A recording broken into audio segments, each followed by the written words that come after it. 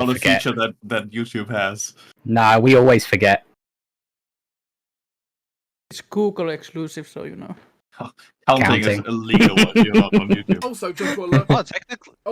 people, by my hyper accurate and definitely not at all flawed count, currently I have is that 50 natural 20s have been rolled. 50? Mm-hmm. That's crazy. Technically, it's been 11 sessions because there was a session without Dark. No, that was counted in. There's no really? session. There's no session 8 in the playlist. Oh, it was lost to the session. flames. Yeah, session 9. It wouldn't be a Halldamir Rahal campaign if there wasn't a missing So session. the episode wasn't missing. Yeah. That has to be at least one. Yeah. Oh, Yeah, I know. There'll most certainly be more at some point. Watched. Yeah, though. I knew exactly what you mean when you found that. The best part is I still don't fully know what happened. Like, where did it happen to the episode? Luckily, it was just, well, I would hate to say boring stuff, but for lack of a better term. It was mostly admin. That's what I called it. So you claim. Yeah. All the secret stuff that you did behind Dark's back. And That's another story. Yeah. Alright. Okay. So, who wants to do a recap? I'll do it. I haven't done it in a while. The last time I tried, I immediately abandoned it because my food arrived. Yeah, that's true. Last session, we started off briefly looking at our newly established keep, for which Halldamir has made a nice, clean map. And then we pondered some more about Elzata's ring, specifically the statues sort of in its center. We had a ponder about that the session before, during the Lost session. However, we didn't really have anyone who knew much about the religious implications of like the various statues, and we did figure out that they seem to represent elven gods. So Lux had a bit of a think. We figured out some things. One of them is Callistra, the other is Findaladra. One of those. I think that were slightly too many syllables, but you get the point. And Oral, the goddess of crystals and magic. And Desna, of course. But we're still stumped on some of the other details. Afterwards, we decided, okay, it's time to go, presumably, to the Mwangi Expanse, where our good old friend Spider Lady is from, whose name I still have not written down. Grenale, yes, because she keeps disappearing, and now actually has disappeared. However, that did not prove easy, because the portal transitioned into basically a the representation of a magma tube in the demi-plane that connects the two places, which was weird. And I did call it, because as we moved through it, suddenly a vision of Dahak, much smaller and much weaker than the real thing, but still terrifying and terrible and painful, as it turns out. Just spitting fire and all that. However, we were determined to face it, and face it we did, however, unsuccessfully, because we bailed. And basically regrouped, retreated, and had a bit of a think what to do. We took a few days to recover from the ordeal, during which Alicia made some fire resistance potions of some sort, very powerful ones, which we then used. Energy mutation. Yes, those ones. Which we then used on our second attempt. That went slightly better, but was still a harrowing experience. Dax tried to dispel the thing. That didn't really work, because magic wasn't powerful enough. And then we tried to fiddle with the energies of the demo-plane with more mundane means, using Thievery, as it turns out. Dice luck was problematic, but eventually, after trials and tribulations, and a lot of healing spells. Dax managed to dispel the thing. Hopefully for a long while, although not permanently, but it should not return for months at least. A And year, I think. a year does Was it? consist out of months. Yeah, well, fair. At least a number of them. A hopefully large number of months. And then we finally passed through the portal and appeared in the ruins of a temple inside of a jungle, surrounded by many, many elves, all with their bows drawn and pointing towards us. We managed to defuse the situation. Turns out they were guarding the gate and are also not happy with, the whole Dahak and Cinderclaws thing. We talked to their leader, Yasi, who, was pretty okay. He eventually told us, "Come, you should come to our city. You should talk to my daughter and Katia, the storyteller. She will let you know what's up." And we were like, "Yes." And off we went through the jungle. And ended the session arriving in this massive, forest, I don't know, hanging city. It is something. It's just a large treehouse. Yeah, it's the mother of all tree houses. And yeah, we were basically free to explore. And I believe that's what we sort of did. Figured out that they don't really use money, but are like a barter society. Which I don't understand why anyone would not see the value of gold, but these people are weird. Yes, the baffled kobold of gold not being inherently valuable or used. I mean, it's valuable as a ritual, not as a trading thing. They use gold as a sign of station, and that's it. Yeah, dragons use gold as a sign of station. Dragons They use hoard gold it. as a sign of wealth. I mean, they hoard it so much. Yeah, It's you never station. know when you need enormous amounts of gold. Yeah, I bet there are dragons who are comparing each other's hoard. I feel like that's what is it? Bronze dragons? I don't know my metallic dragons very well. That's all of them. Yeah. Every dragon. Well, likes gold. chromatic ones just when they see the horde, they kill each other and take the horde. If they can. If I can, that's true. Yeah. But yeah, I believe we were going to have a meeting with Katia to see I think what's she up. let us loose in the city first, and then because they were going to discuss some things themselves, I think. Yeah. Yeah, So they went. They're like, okay, go explore, have fun. yeah, so basically, it seems as if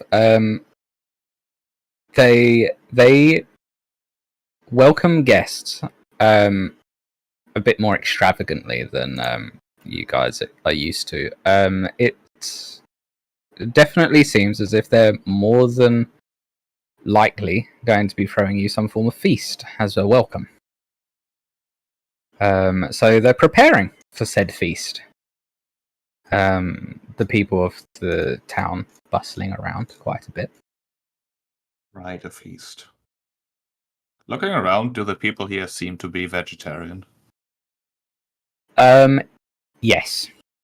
There are some evidence of fish being eaten, but it is predominantly vegetables and fruits that are even grown at tree, at this height as well. Like, they have, gardens, effectively, in the trees. It's Alright. quite impressive. It is also, to put it into scale, you would think that this as a town is bigger than Breach Hill is.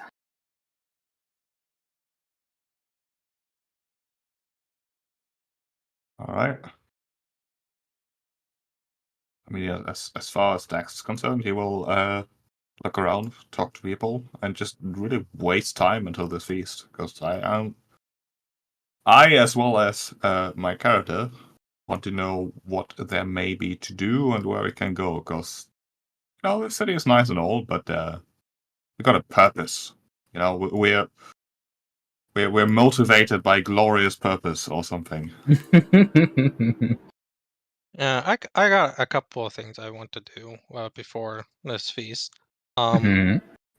First one thing, she wants to check in with that feeling she feels within herself. See if she can Mhm. suss out at least a hint.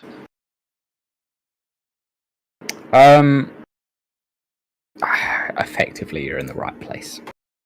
Okay. Patience. Patience. Yeah.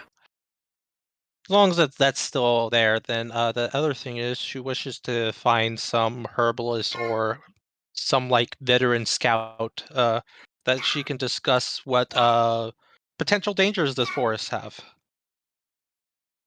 I would join with that because I want more jungle information. Or jungle related information.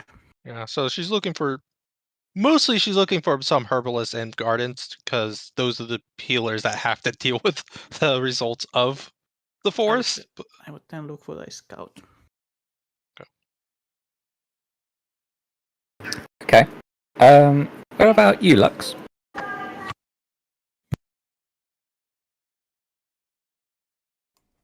So for Lux, decent bit of what kind of I think Lux wants. I mean, Lux has a slight disadvantage that if, for example, things that Elven people are speaking Elven between each other, which seems likely at times. Obviously, he won't necessarily know what they're speaking, so he can't just do the whole listen in situation. But one thing he does definitely want to do is this is such a new environment for Lux with so many new plants and other things going on. But also it seems like a rough Lux isn't entirely sure how big the mining expanse is, but based on what he does know, very is the correct answer. Mm-hmm. He's gonna see just spend some time kind of asking around and just trying to get himself more familiarized with the local vegetation and what's safe to eat, what's not safe to eat. Brush up on his survival skill a little bit for this terrain, so he's not completely out in confusion when it comes to this stuff. Mm-hmm. But, just try to make a good rapport with some of the locals. Or try. Okay. Naively smiling all the way.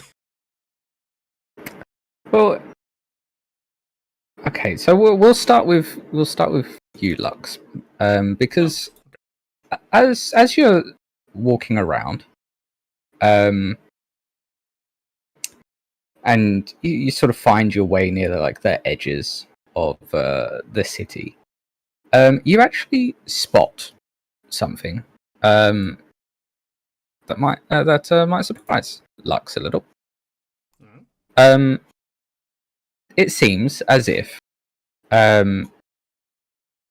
laying on one of the branches that doesn't make up the city itself, but a little ways off, seems to be a slightly pudgy lioness. Seems to be up in the trees, laying on a branch.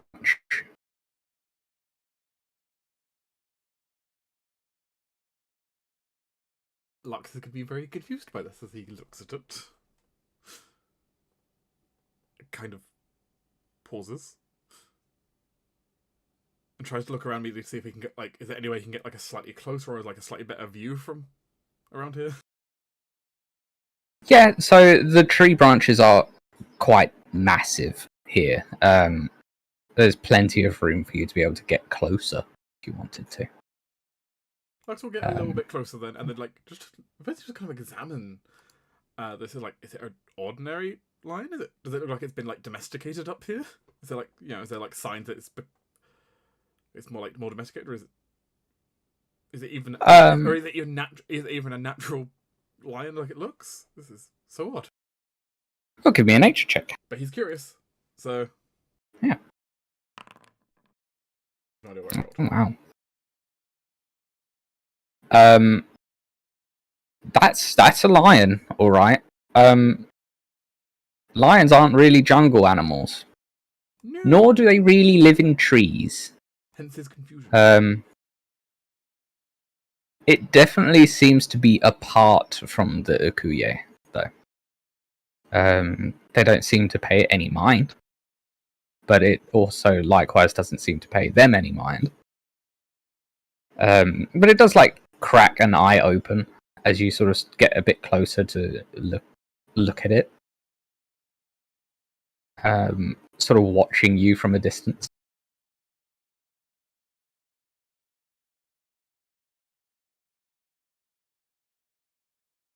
I mean, Lux has found a curiosity here and an animal to try and befriend.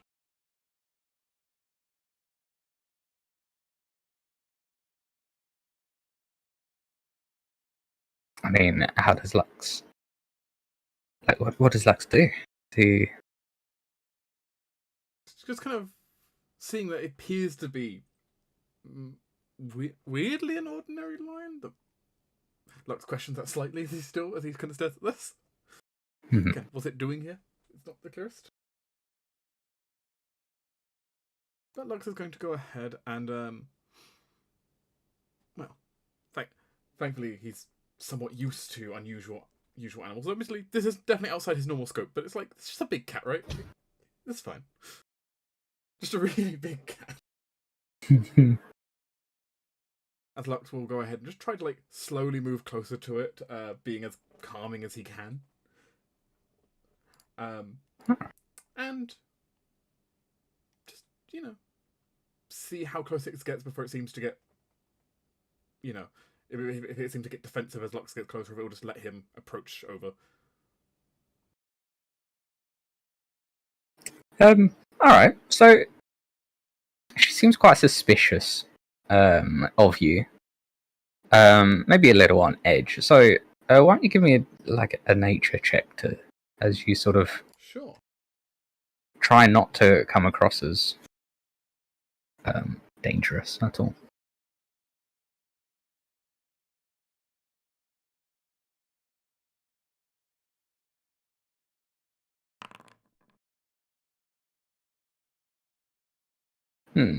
Okay.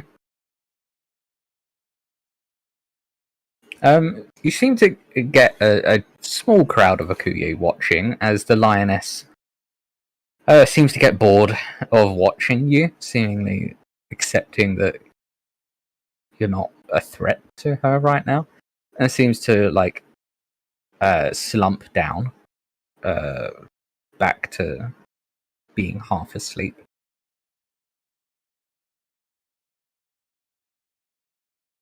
In which case, as I approach up to it, and it does not seem to get angry or alternatively violent,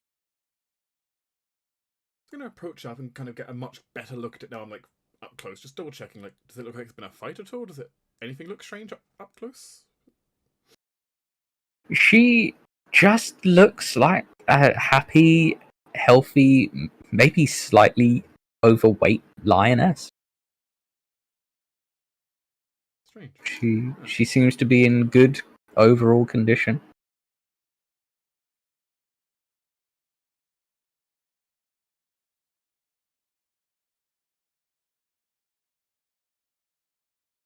Lux is surprised, but I mean, he's found something. He found something entertaining for a little while.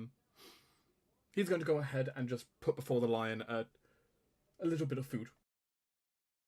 He brought a lot of venison ration with him, so trying to befriend the lion. Just giving it a little gift for the moment. It's not like Lux has a full time here to try and do full team style, but at least try and a little bit of friendship. Okay, all right. See if let's get a final nature check from you. See how it goes over with the lion. Oh, apparently very well. The lion will take the food from your hand and even like fall asleep quite pretty much within arm's reach of Lux, and it seems to be quite happy to be near people, and has seemed to be a bit more friendly towards Lux. Lux is still a little confused about the situation of why it's here, but on the other hand, it is cool. The Akuye around seem to be pleasantly surprised.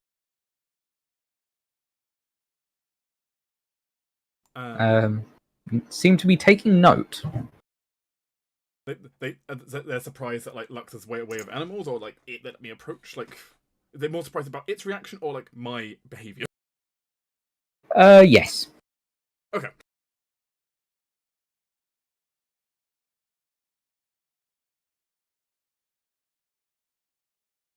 Okay.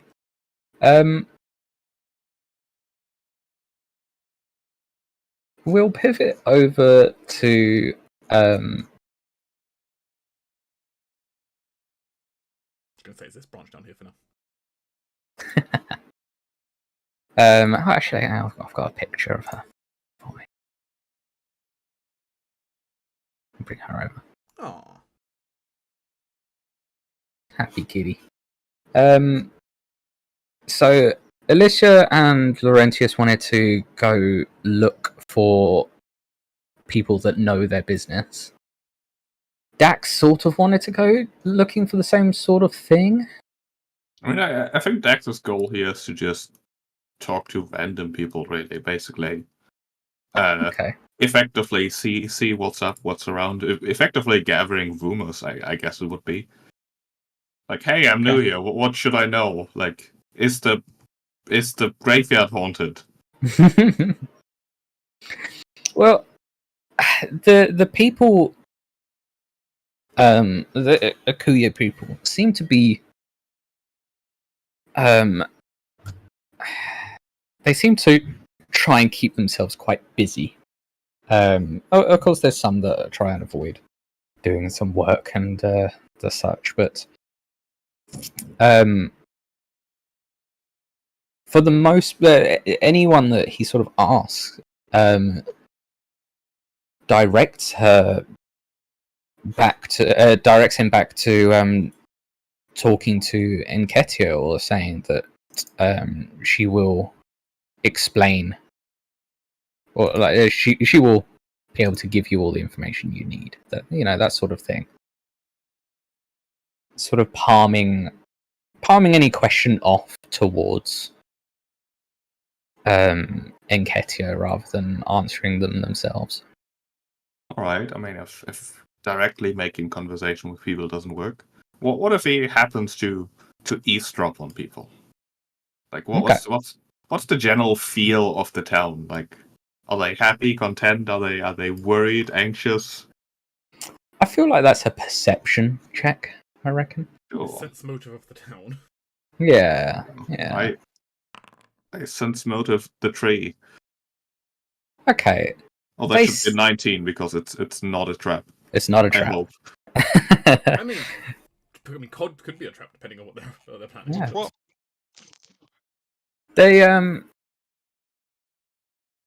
They seem to be a rather happy bunch, quite content in their lives, and with how like their day to day.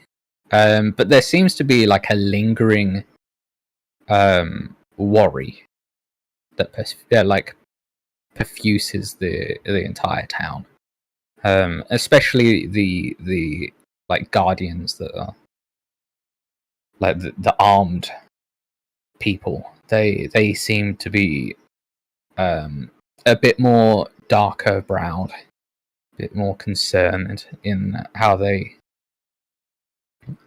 move about. It's as if they're very content with their lives, but a shadow looms over them. Okay.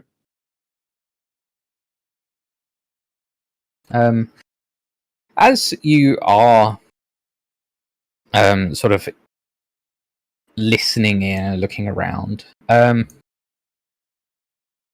There seems to be a pair of two Akuye women. They seem quite tall, and for Dax, like very tall. Like almost double his height. They seem to be quite curious of Dax. And seeing that he's otherwise quite unoccupied, they approach with Enketia initially. And effectively, because Dax can speak Elven, can't he? Yes, you can. They effectively challenge him to a game. Alright.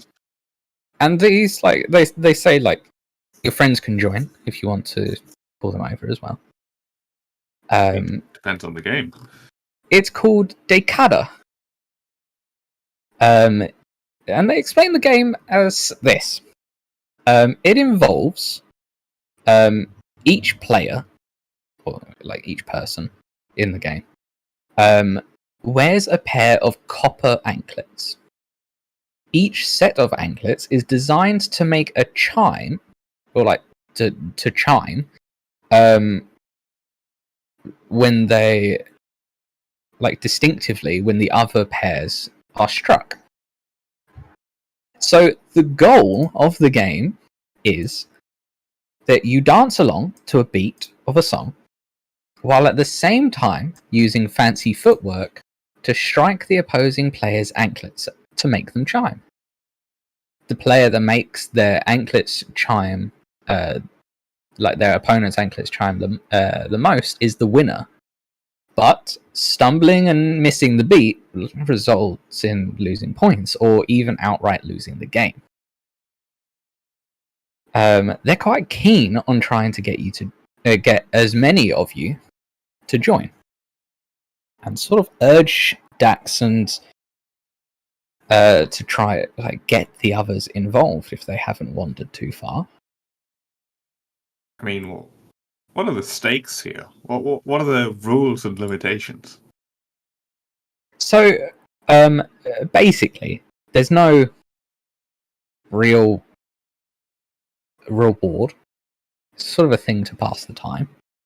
There's no hindrance, but Dax would think that this would likely leave a good impression on the people of Acrivel, to even just play this game, let alone be a good sport in it. So effectively, the game works like this, really. It goes in two phases, effectively.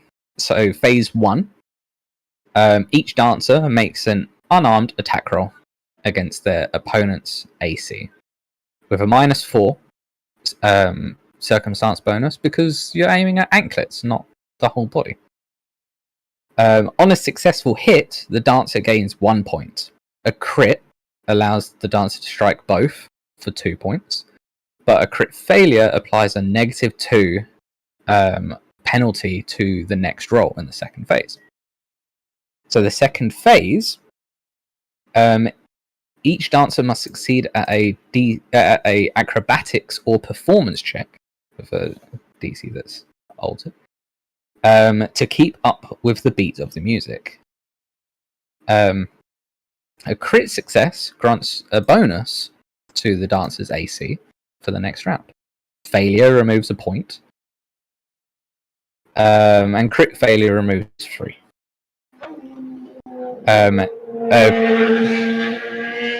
Sorry. A player who crit fails who has less than 3 total points is disqualified. A dancer can also accept a -4 on their acrobatics or performance check to gain a bonus to their attack roll while playing. So it's effectively phase 1, try and hit them. Phase 2, keep the beat, either through acrobatics or performance. That sounds like a laugh. Dex is not gonna look for the others because this city is huge and they probably have their own things they want to do. So he'll accept. Alright. So they'll introduce themselves as Mayuko and Senyo.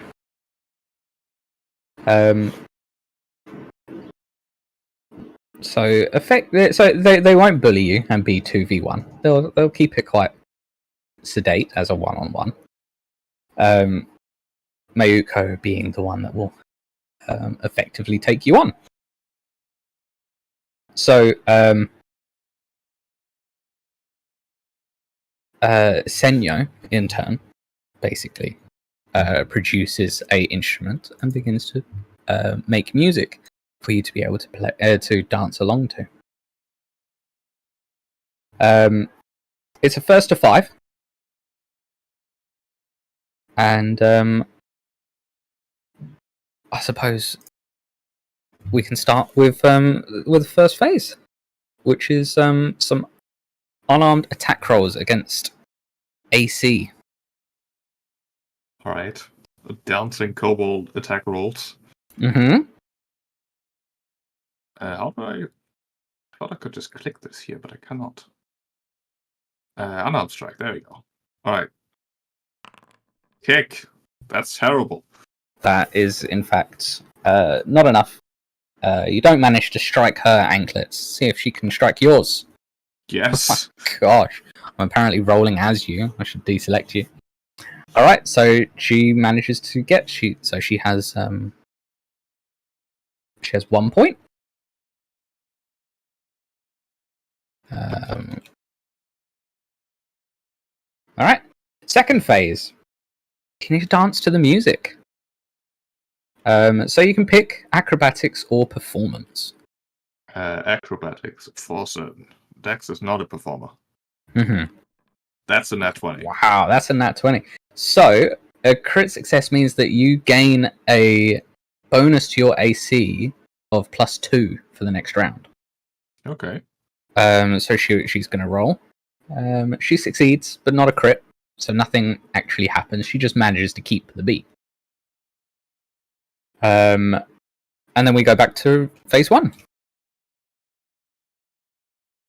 Alright. And I suppose it has to be an unarmed attack. It can't be, like, I don't know, a thievery roll to subtly trip her up or something.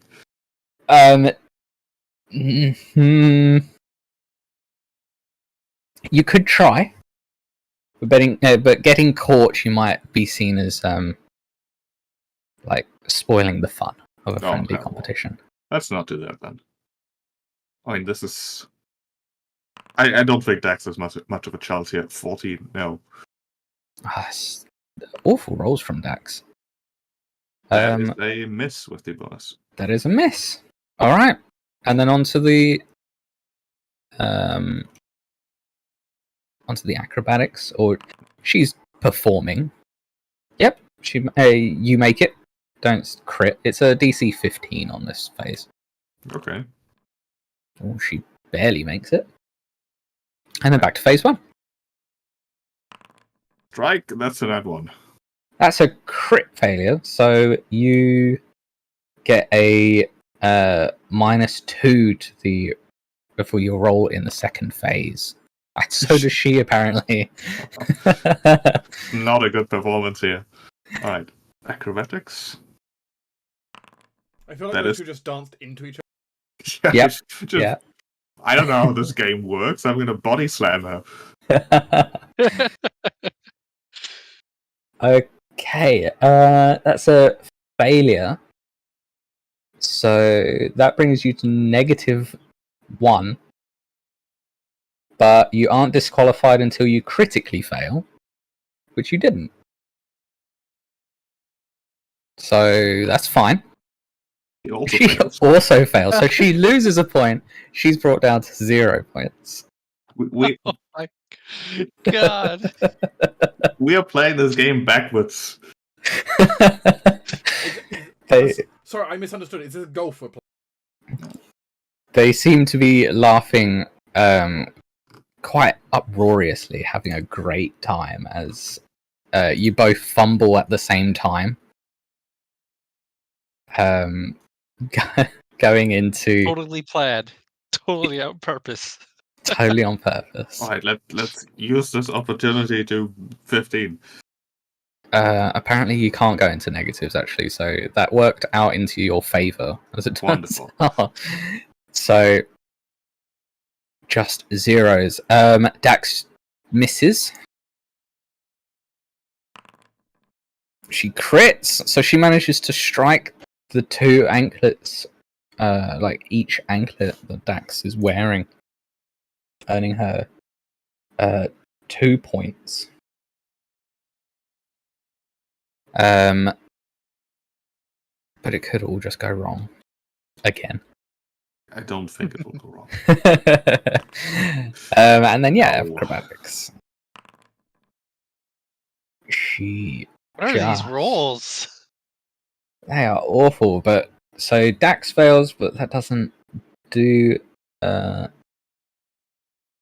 anything. Nope. She makes it. Critical success on a fail. So remove point, yeah, but you're at 0, so that doesn't matter. Back to phase 1. 21. That Dax might do hits. something. Amazing. Manages to hit one of her anklets, scoring a point. She does the same. So not a crit, at least. Not a crit. Not a crit. Dax, you're on the scoreboard. Yeah. I have score. Oh. And it's to 5 points? It's to 5 points. Alright, I didn't know. No, apparently not. All right. Oh boy.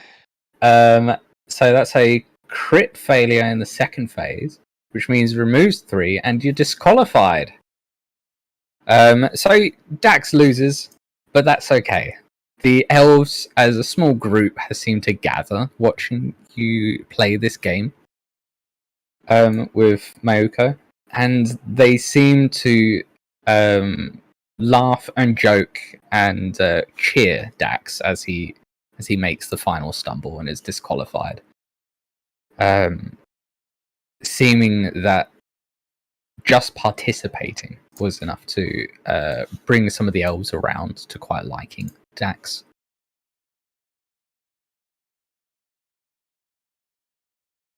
Out of Dax's plan, make them underestimate him. So if we play this game again with stakes, he's gonna cast grease and magic missile. Jesus. And then fumble. On a crease. Probably. Yeah. At least you got all the bad rolls out of the way. Hey, I had one at 20 in that. I think that's was your only above 10 roll you had. Yep. That was very unlucky. Oh no, you got a 12 for a strike. That is not game for Laurentius, no.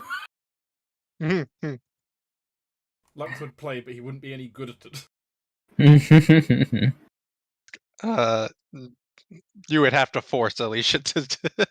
Because Lux is neither trained in acrobatics or performance, so he'd just be rolling raw that would have been her sister. Me neither. You're looking for her twin sister. Like, I could maybe do a hit in, but I couldn't dance to save my life. I'm afraid Lux would just strike him with his gauntlet.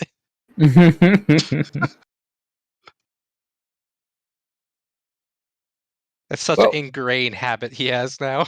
He'll be fine.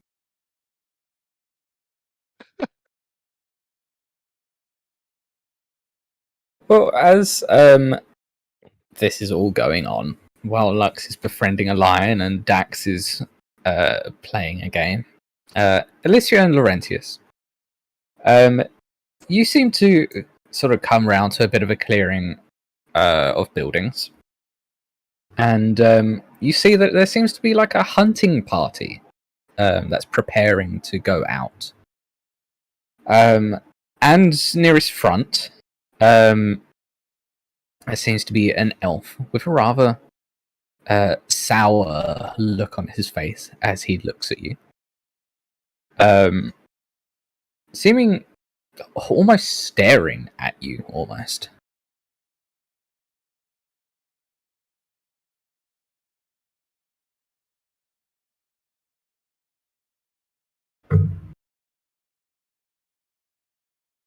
I assume Laurentius is the one that's going to stumble upon them first because she's looking for someone, while similar, a bit different. Actually, I guess in common, but it's like, a conversation. Asking what they're gonna go hunt and so on.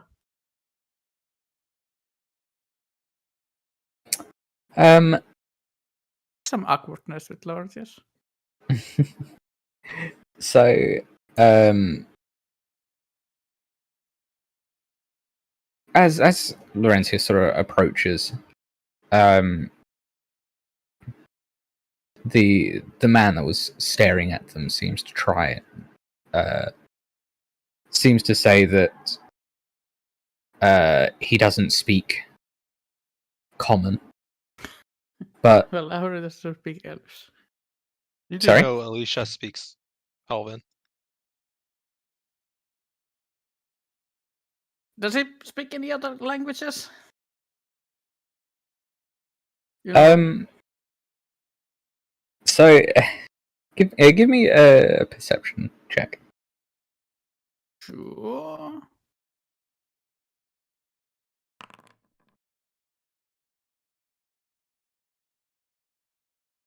You can sort of see, as they're not really hiding it per se, but as the man says that he doesn't really speak, or like he doesn't speak common in a very accented tongue.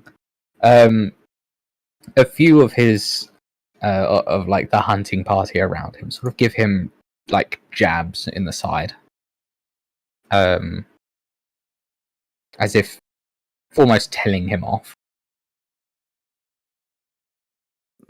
Just doesn't really care. He understands. Like, he doesn't speak Elvis. Like, yeah, it's really. And these people might not simply like me.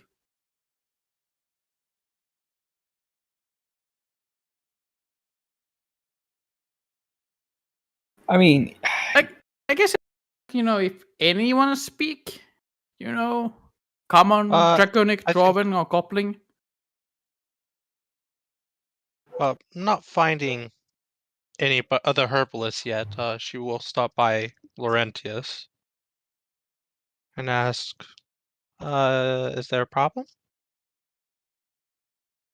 I don't know. the man seems to look at Alicia as she arrives. The sour look seemingly plastered on his face. She'll say greetings in Elven.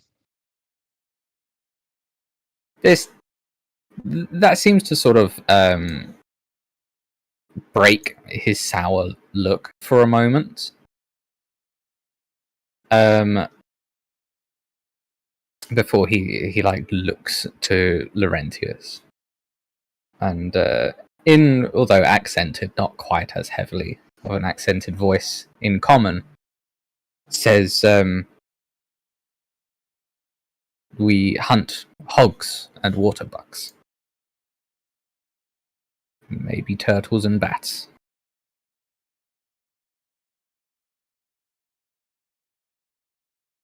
Seemingly having tried to pretend he doesn't speak common to try avoid talking to new arrivals and giving up the ghost as someone who speaks Elven comes and speaks to him.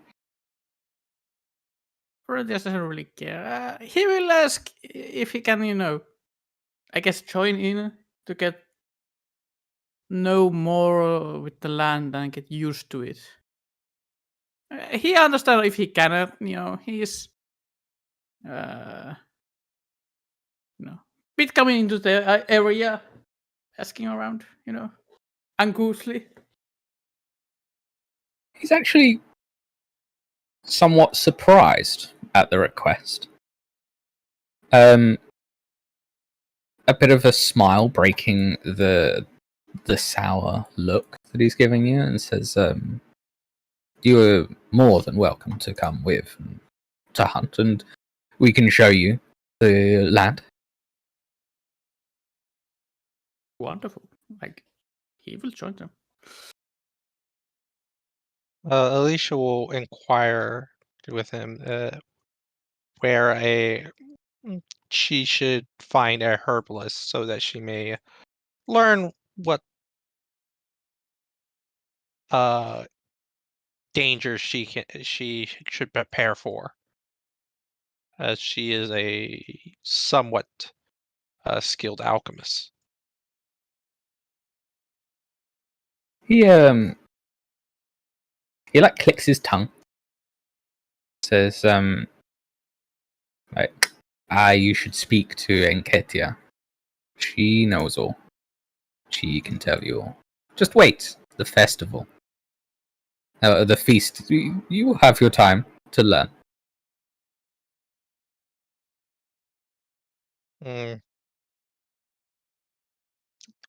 All right. Before Laurentius goes, she will hand him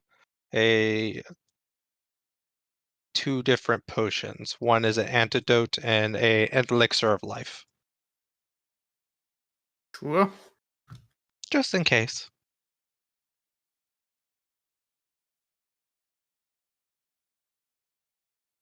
But otherwise, not finding what she wanted to hear, she will go off exploring, see if she can find a herbalist beyond just Nikita.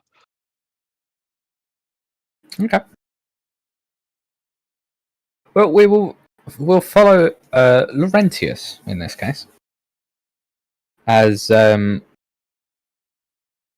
shortly after he agrees to come with, the man who later introduces himself as a Kosa of the Hawk clan, and his mother is of the River clan. The party sets off, and the hunt itself will take quite some time to be completed. And in fact, before the hunting party goes off, there's a sort of a final check, like a sort of like a wave of, Enketia will come to each of you individually, effectively, checking if you wanted to go on the hunt. She seems to have like a little bit of a playfully mischievous look in her eye when she asks if you want to go. Sure. I know. No? Okay. Alicia will refuse, but offer some potions for the hunt, just in case, as she's not going to need them, and they will be useless sooner than later. Okay.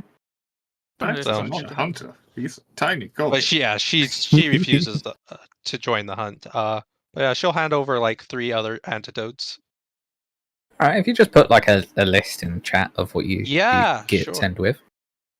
Yeah, 10 fireballs, so that way then. they can avoid, or I'm not handing them any bombs because I don't want to be blamed for them burning down the forest.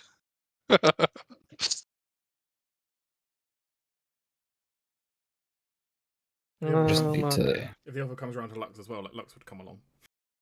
Yeah, okay. We'll do that. The lion, which you later learn's name is Harriet, is quite happy to lay there. Harry got a few gentle pettings, a little bit of food, and I'll be back later. I'll be right back. Just a minute. I need to use the bathroom. As I need to add to friends list. Harriet. of the River Clan, or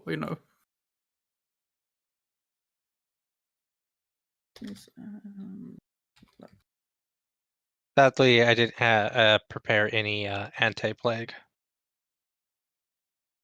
I'm sure it'll be fine. Mm-hmm. That's kind of why she wants to find a herbalist. She wants to know what she can expect, so that.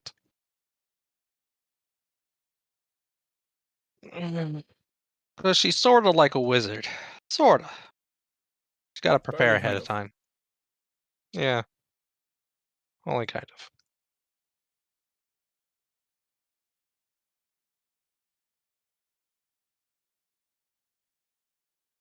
Mm.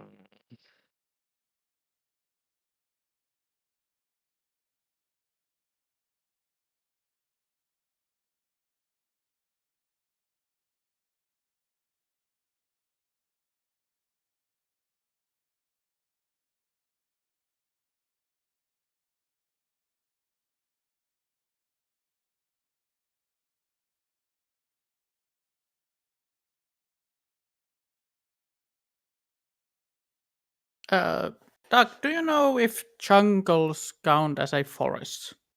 They are For two their- separate trains they're counted as. Okay, wonderful. Fact you're looking at, or I have the terrain expertise for forest, but it doesn't itself say that if it's jungle is it different or not. for the Almost purpose of definitely for is. for the purpose of train expertise, it's not considered different.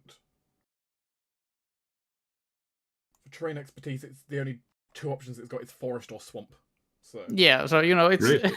yeah. Yeah. I mean, there's other options, but That is those strange. are only two that be applicable here. Yeah, who knows? I don't know. So it probably count as forest for this purpose. Well, we shall let Halldamir decide on that one. Mhm. I know it's different, but for this expertise, it's Yeah, the not point is, counted the as- expertise gives a list. It does not do jungle on the list, which means I do have the low skill for jungle terrain, but that's the thing is about law skill. different. You can have a law skill on literally anything. You can have a law skill on Swiss cheese. Yeah, if it's you a wanted to. different thing. Because I expect this to be a survival thing. The expertise might I be hope it's a more- survival thing. Yeah. I'm back. So, question, Halldamir. Yes.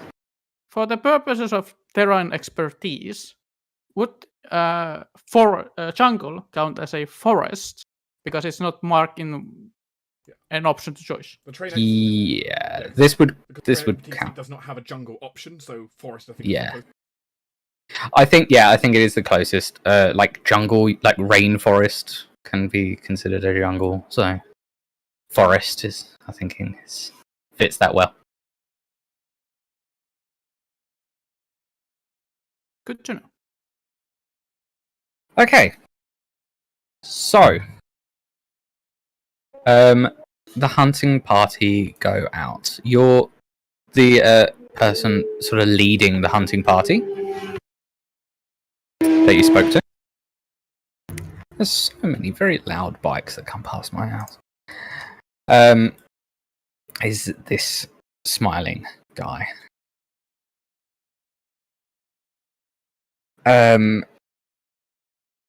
So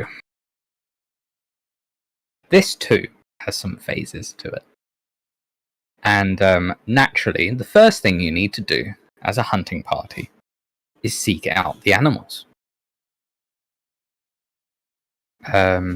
So, dear hunters, you can attempt me a nature or perception check to seek out signs of animals.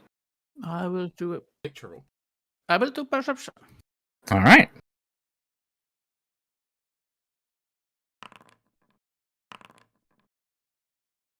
These are good. You both discover signs of animals that are safe to hunt. So now with the game animals located, you must be able to move to an advantageous position without startling the prey. So, in this case, it would be a stealth check. Okay.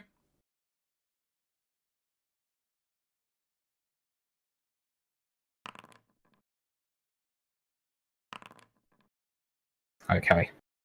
You both are loud and a bit clumsy. You alert the animals to your presence, and you will take a penalty to rolls made in the next phase. Okay. Now, as the hunt really begins,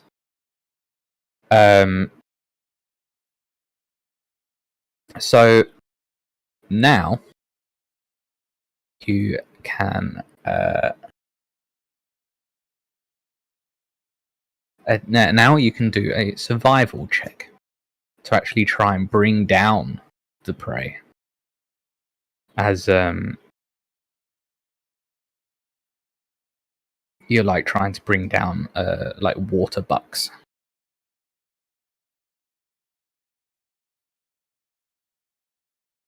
And the penalty would be. Oh yeah, the penalty is a -2. Right. One takes away from my expertise. Mm-hmm. Out of curiosity, Halldamir. Because Lux does have the Forager feat, which is all about him being better, like him doing. Basically, he always gets like a level of success higher when he's for example, going out to get food. Yes. Would that be applying here? I think that would apply here, yes. Okay. Also, I will just use Assurance, which means I'm not taking the penalty here. It's just going to be the flat roll. Okay. I reroll that one. I want to reroll that one. You're going to re-roll it. Okay. Yep, I want better. There we go. All right. It seems like the game that you are hunting are quite intuitive, and in fact, it seems like both your involvements complicate the hunt. One or two animals even escape uninjured. Both of you take 10 damage. Yeah, I'd like to note Mm-hmm. on the subs just from the Forager feat. I don't know if it'll make a difference here or not, but just so you're aware. Yep. One of its first effects is if I roll a result less than a success, it is a success. Oh, it is interesting. Unless Okay. it's critical failure, in which case, I get nothing. Okay. In that case, It's really good at. yeah. In that case, then, Lux doesn't. His involvement doesn't complicate things. He doesn't take the. Actually, both of you don't, because this is like a party thing. Both of you don't take the damage.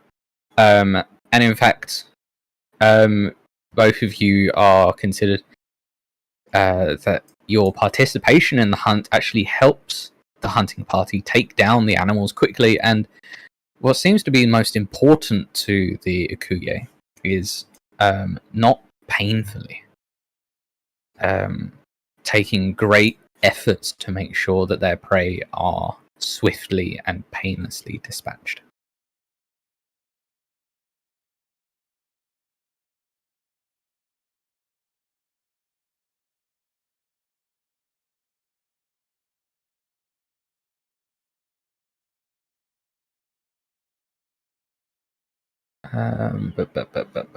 So, you guys together managed to bring back a good 7 or 8 water buck, some large antelope.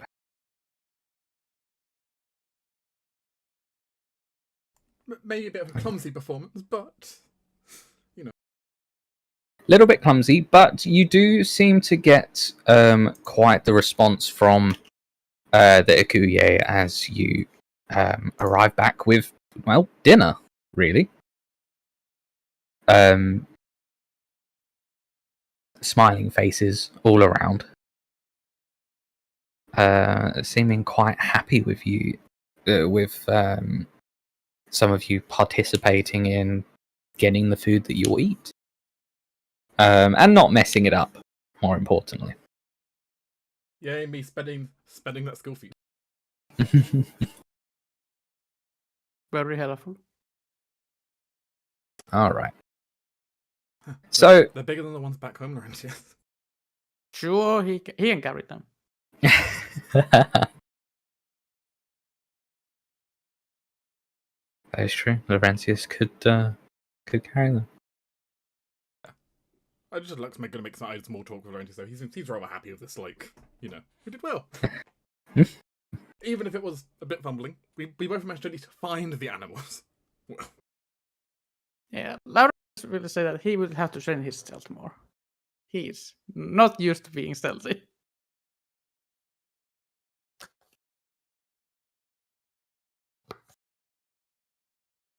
And not used to using ranged weapons for hunting. But he will get better. hopefully. All right, give me 2 seconds. I need to close my windows. It's got really cold randomly in my house.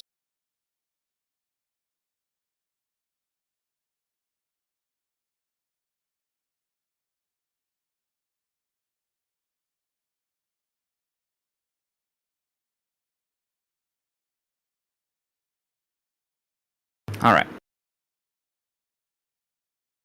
So the next thing that happens is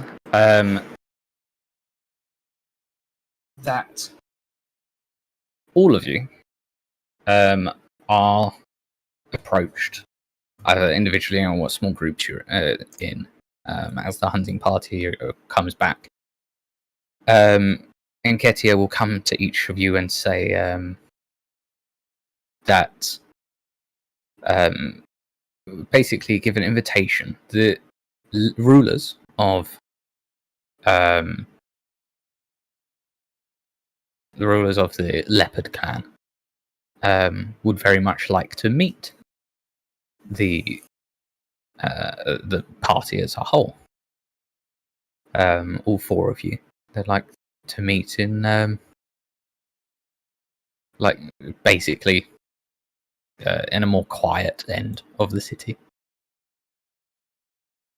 Trying to gather you both, all 4 of you together if you're willing, of course. They are not the type of people to refuse to take a no, it seems. Sure. Yeah, Alicia has no problem. She was mostly looking for, herbalists and. Yeah, so even with the few hours with the hunting party being out, perhaps frustratingly for Alicia, everyone seems to just keep pointing in the direction of talking to Enketia. Okay. That there's no one that can help directly right now. All right. After, an hour or so of that continuously happening, she will stop inquiring about it Yeah. and merely explore the various plant life.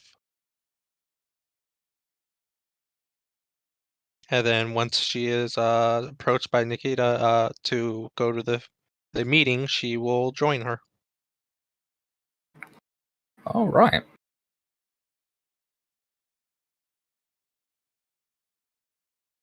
So, you are basically taken to. There's no fancy throne room. You're all taken to basically an empty platform that's made of woven tree branches, like everything else. Standing, talking to one another, are a pair of elven women who seem to turn to the 4 of you as you arrive. And Ketia very skilled at being able to manage you all coming at the same time. And they both turn and look at you. One of them speaks up and says, "We are Ose Panin and Ose Atsu of the Leopard Clan. Our mother is of the Heart Clan." O.C. Pennin wears a patterned green dress and a copper jewelry studded with uncut gems, while O.C. Atsu wears a dark blue tunic that's covered with amulets wrapped in copper and green cloth. Both of the twins wear black leather sandals decorated with copper amulets and have long hair arranged in thick locks.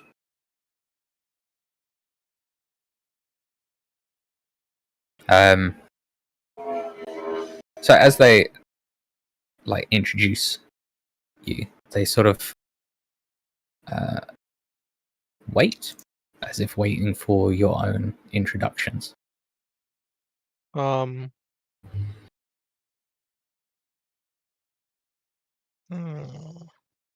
give me one moment.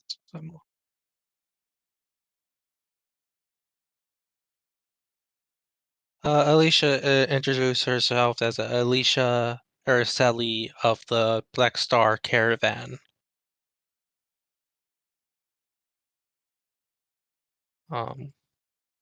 Motioning to and revealing the symbol she carries on her belt.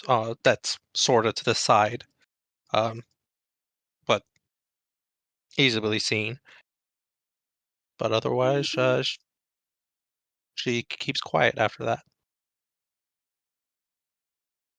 They nod and smile at you and then look to the rest. Dax will sort of stand straight to gain some height before he says, "And I am Dax of just Dax, really. I am here by myself, of myself, and I'm looking forward to trying to work together against the cult."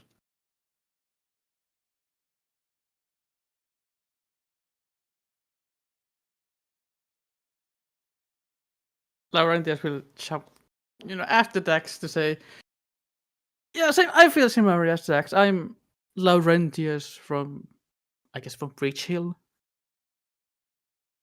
We will strap his shaggy hair. Look a bit awkward. Not used to these kind of things, but same time they are used to these kind of things. And my name is Lux. I guess closely Lux Pathfinder. And champion and servant to my lords in heaven.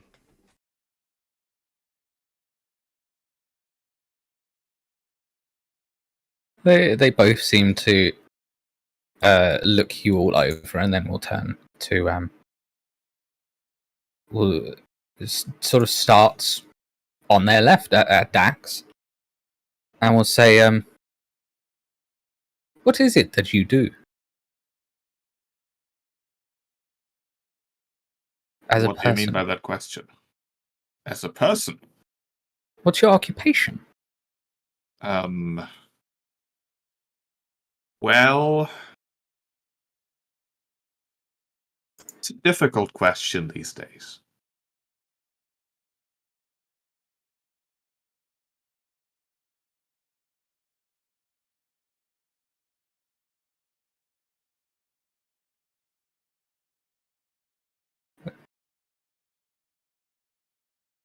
They smile and say, "We understand." Then perhaps an easier question.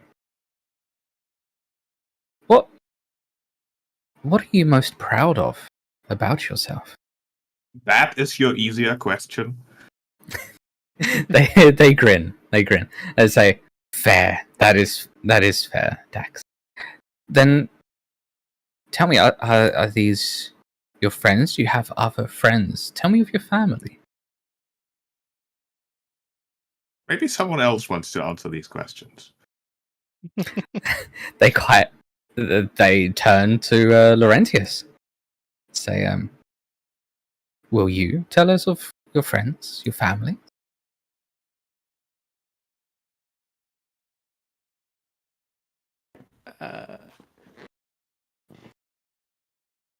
Sure, I can tell about them. I have a barkeep in Bridge Hill who I enjoy very much in company, and he enjoys very much of my copper. I have these 3 people. I have a coupling chiefess in Bridge Hill taking care of some couplings of her tribe.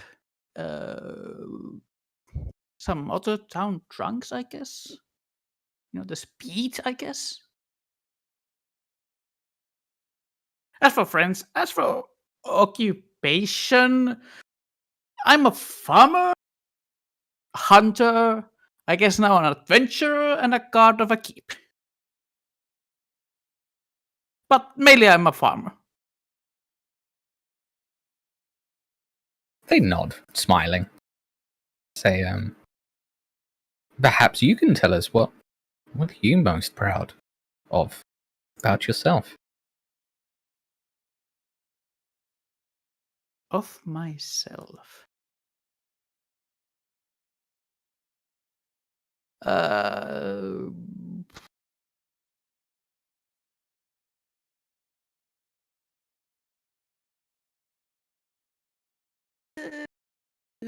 I guess of myself, I would have to say that I have had very stable life and stable success as farmer. Yeah, I would say that. They nod. Say, could you tell us about your farming? Tell us that knowledge, that how you overcame a difficulty. And out of character, I'll give you the ease of just making this a skill check. Sure. Because Laurentius knows much more about farming than I'm sure you do, Isa. So Yes. So I'll make it That's easier. a really bad roll. 2. It's a nat 2. Yeah. All right. Someone might have stage fright. Yeah, I think Laurentius has, heart of. He communicates how the farming works, but I think he goes too into the weeds. Like, it's like what he brews is mainly wheat and stuff. Then he makes it a brewery to make beer out of it mainly, which he enjoys drinking. And then he doesn't really have horses, so he does the laboring work of the farm. All of that and the seeding and himself, all of that kind of things. Like, it's certainly like a guy who just does farming, and I guess is somewhat unable to do very specific things. How he does it. Yeah. They seem to nod and smile. They seem quite appreciative of Laurentius still sharing that knowledge of his. And when he's done rambling about labor and beer and wheat, they'll turn to Alicia and say, what could you say about what's your occupation? You mentioned the caravan. Yes, though I'm less of a merchant and more of I suppose, crafter. She will motion to some of the tools she has on her belt, various. I am a alchemist of some skill.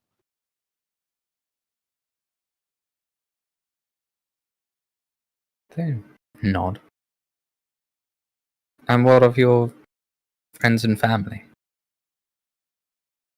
As I said, the Black Star Caravan, it is where I come from, and it is a family-owned of the Arisali for several generations. They wander the more popular and populated cities and trade roads.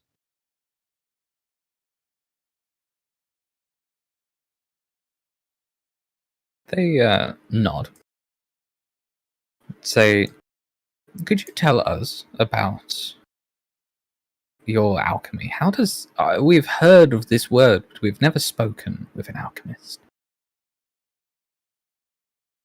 And It is. Yeah. this will be a skill check.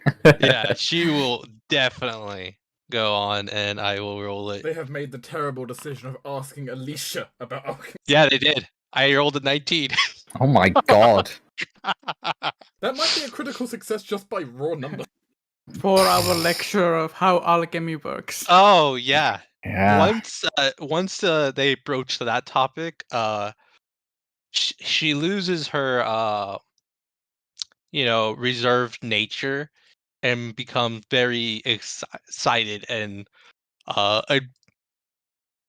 surprisingly clear and precise explanation of what alchemy is and can do and is able to do.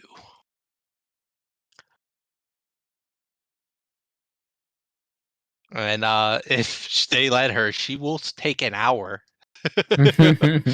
explaining and going into details. Avoiding the only thing she does avoid is any clear way how to do it. It is knowledge that she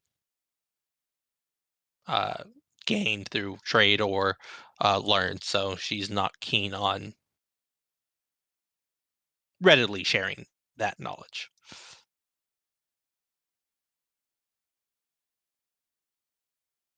Yeah.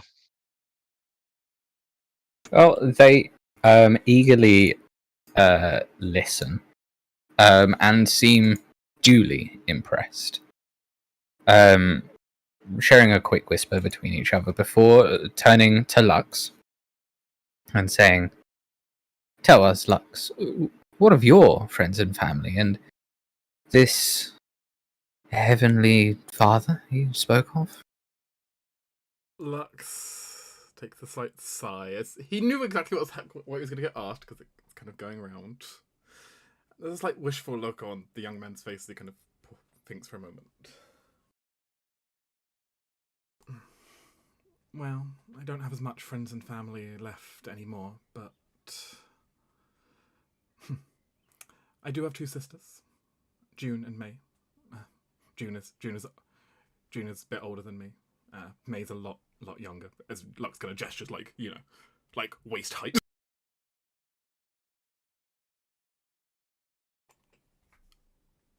But as there's not much else in the terms of family, though. Well, I do have plenty of friends, of course. Even among my own faith, Father Brennan, and the Grand Chaplain. I spent much time in a monastery, a place of religion, of faith. After I was taken in there when I was younger, so. And to answer your second part of the question, I suppose that's where I came to meet the one I serve. Ragathil be his name. An angelic lord who taught me to control my anger, taught me to control the burning hatred and cast it aside as there's more important things, to fight for what's right and to not run away. To be brave, to stand up for what I believe, and to carry out his will to bring justice to those who can't do it for themselves. As Lux is saying, he's kind of gripped something around his neck, a key that's kind of hanging on a chain around his neck.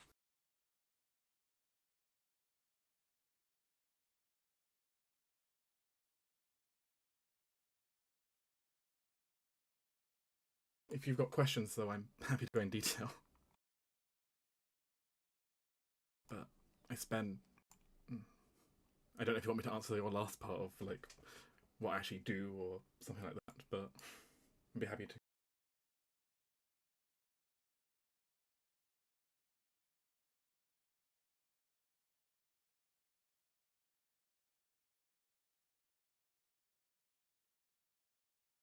Halldamir? Hello? Sorry, I was muted.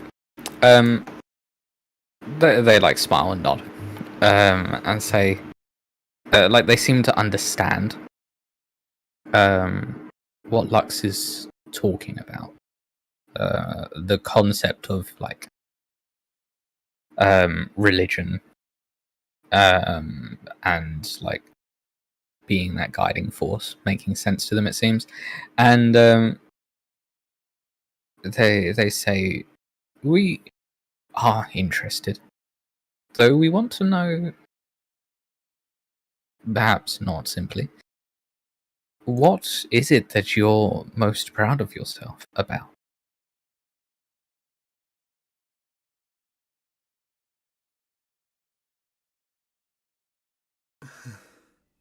Lux pauses for a moment. He kind of looks at the key hanging around his neck a little bit, staring at it. That one's pretty easy. Yeah, that one's easy. What I'm most proud of is just what I've managed to do since I survived. The fact I've managed to save other people. The fact that I've got the approval of the heavens above, and they've given me their blessing to heal others, to save the lives of people, and I do it frequently. Even if it's just helping out a hunter who got himself injured, or when we were dealing with an entire building on fire and we were rescuing people. What I'm most proud of is simply just every person we've saved. Gives, meaning to me still being here.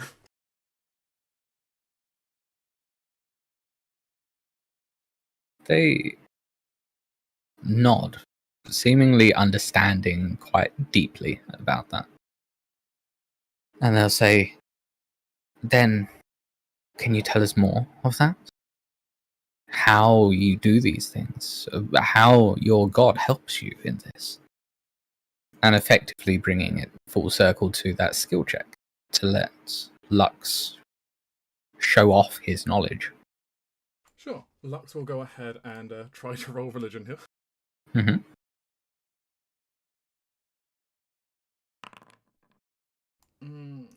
That's not great, but... Okay. They still seem satisfied. Nodding. Getting a little bit too sentimental thinking about things, but... Yeah. But they still nod along, quite happy with how he talks about it. And then they turn around, coming full circle back to Dax. Say, have you been able to come to think of your answers? Is not answering an option? They shrug and say, I suppose. We aren't in the habit of forcing people to speak when they don't want to. I mean, I can answer those questions, obviously, because I have answers, but those answers are not something that I really want to talk about, considering that my recent life choices left me, or rather, made me leave family and old friends behind for something that I've not yet accomplished to be proud of. So, I'm a bit stuck in a limbo as far as accomplishments and connections are concerned currently. They nod. And then, Ose Panin, it'd been Ose Atsu leading this for the most part. Ose Panin will then say, sorry to interrupt, but during the whole time during this, I don't know if there's like a sense motive kind of check. That comes under perception. Yes, perception, okay. Yeah. Yeah, I would like to roll a perception check. Just kind of get an idea of what they're trying to do. Get a hunch, Okay. as the game would say. Yeah. I'll make it a blind roll. All There we go. right. Okay.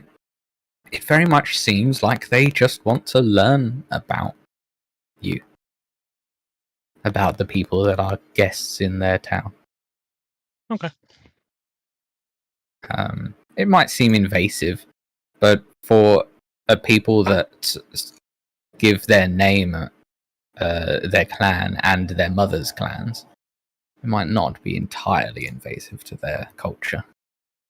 Well, Alicia didn't really share the location of where her family is and how many there are, so she's fine with that. Well, you said they are traveling, so it's hard to tell location. Yeah, no, I know. Yeah. That's why I shared it so freely. Okay, so yeah, O.C. Pennon, looking at Dax, will say, then how are you martially in combat? Could you hit a target through it? Probably not.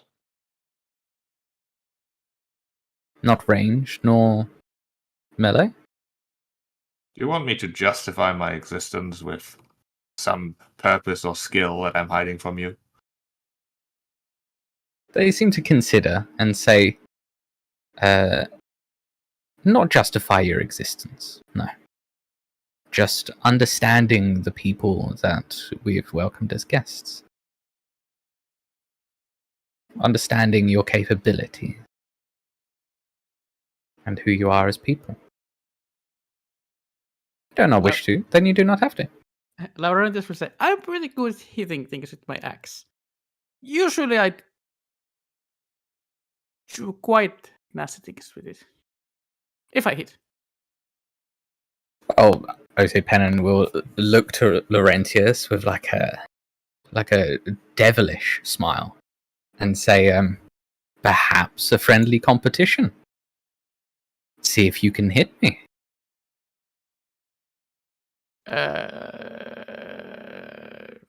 Now? She nods. This doesn't Non-lethally, of course. But we can give you like a wooden axe. I mean, I guess I can use the shaft of the axe. Or, a stick. doesn't seem like a great idea. She seems quite eager by the concept. So, you are more than welcome. A friendly competition Sure. to see if you can, in fact, strike me. Just once, obviously. I do not wish to fight you. I just Same. see what you can do. As like Hatsu will sort of take a few steps away and give you plenty of room to effectively just try and hit her sister. In any way, just normal hit or anything specific? Just try and hit her. You're aiming at an AC. Sure, okay. Damage does not matter here. Nope.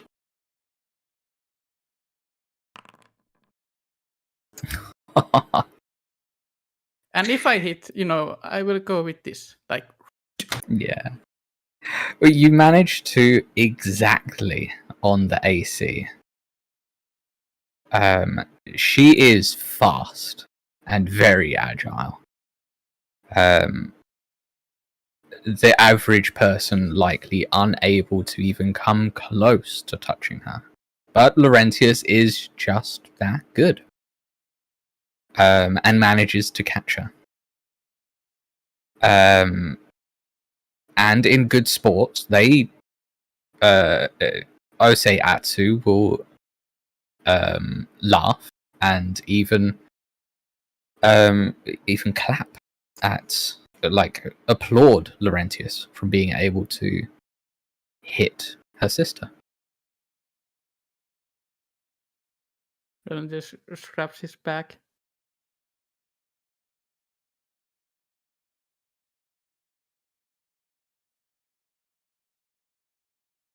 They'll say, "Well, you have most certainly proven your abilities with a weapon.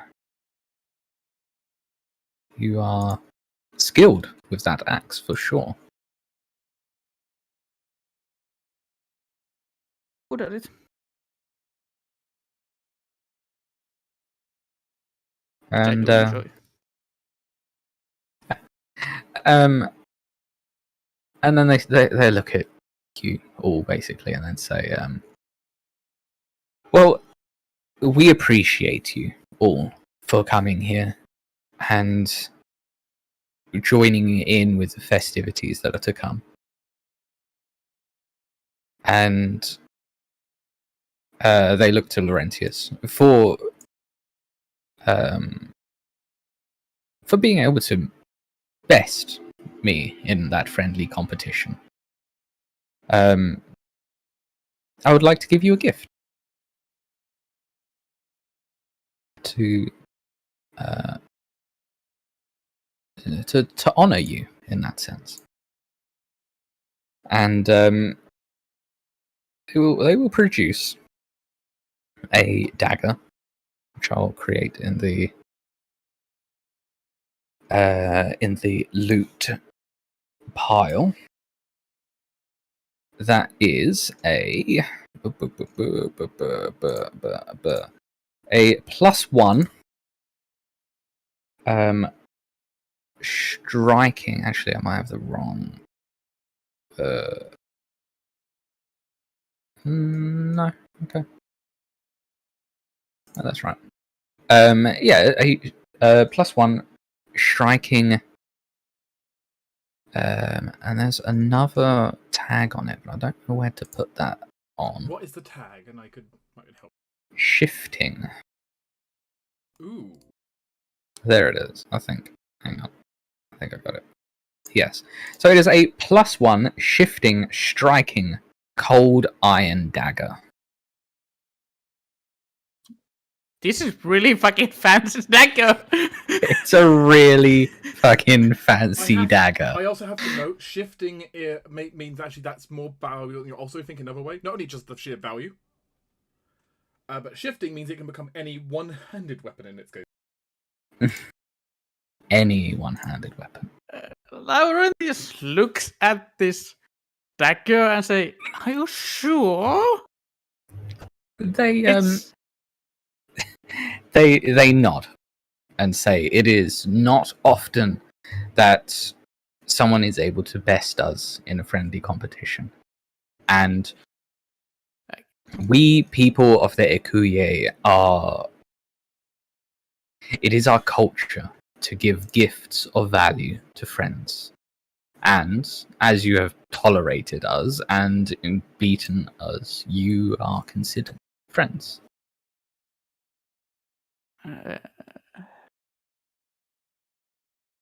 Thank you.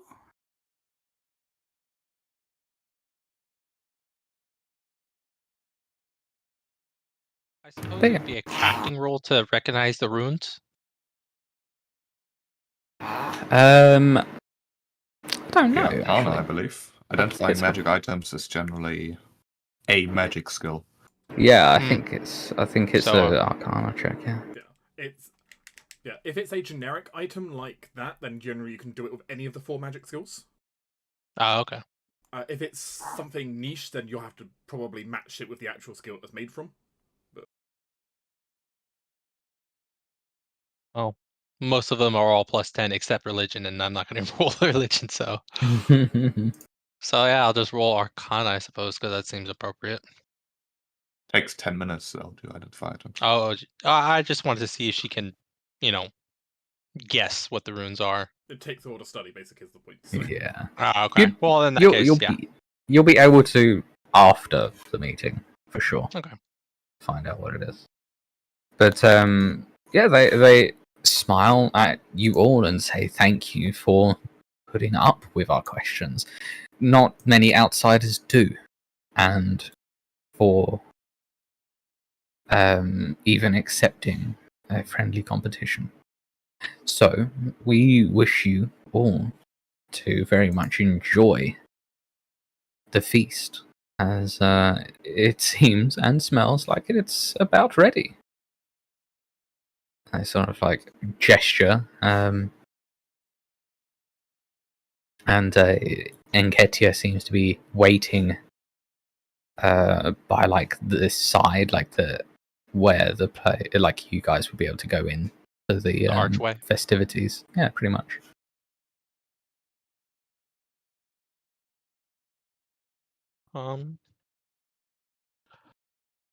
Alicia will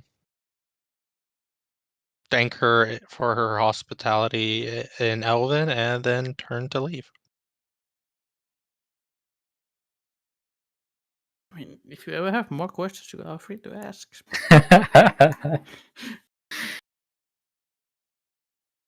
Thank you for this. I will enjoy the feast. He's very awkward after this dagger. This is really fucking expensive dagger. Like, this dagger is as expensive as the keep. Mhm. For Laurentius, who is a farmer, it is so expensive. Yep. Uh-huh. Yeah. It's accurate. Well, he doesn't know how expensive it is yet. He just knows it's a fancy dagger. Yeah. I mean, it looks as expensive as the keep. Yeah. It is the fanciest dagger Laurentius has ever seen. Oh yes. Yeah.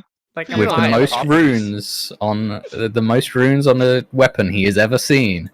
That and could it's just be fancy fancy writing. material also, and Yeah, fancy material as well. Like Could you just don't be know an what it's made out of.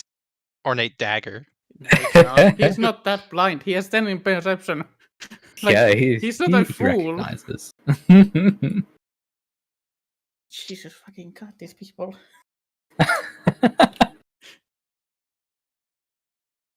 I like how the one person that would be the most shocked about the value is the one that receives it.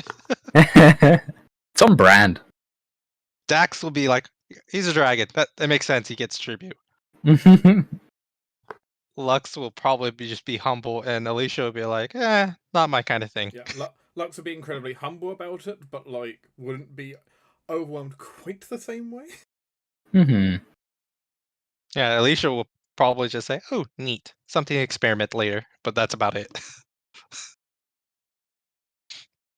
Do you know how many years worth this dagger is? It's so many years of living. I don't know if you're talking about Alicia's own efforts or her caravan's efforts. Those are two different wide figures. For a farmer, it is so many years. It's generations. That's how much gold that is. And yes. Laurentius will go to enjoy the feast. Very flabbergasted. Like, just too much for him.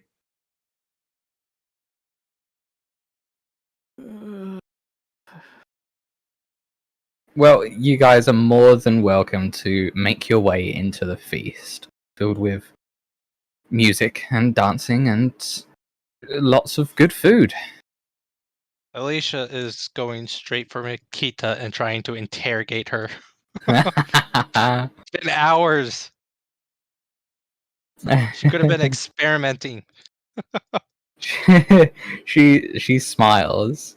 As like Alicia tries like asks and says, "All in good time. All in good time.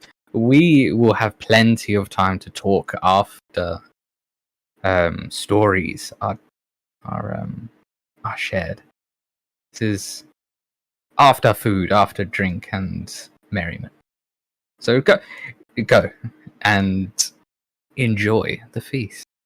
We will speak after." Shut down. But Enketia then so she sort of like catches herself before Alicia can go and says, "Oh, but could you get the Kobold Dax, I think his name was. I want to speak to you two about something." They'll tilt her head, but nod.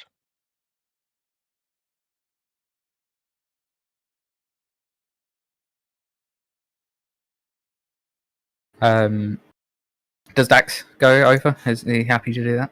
Yeah, sure. Yeah, I would probably have gone Dax and Okay. probably converse in Draconic.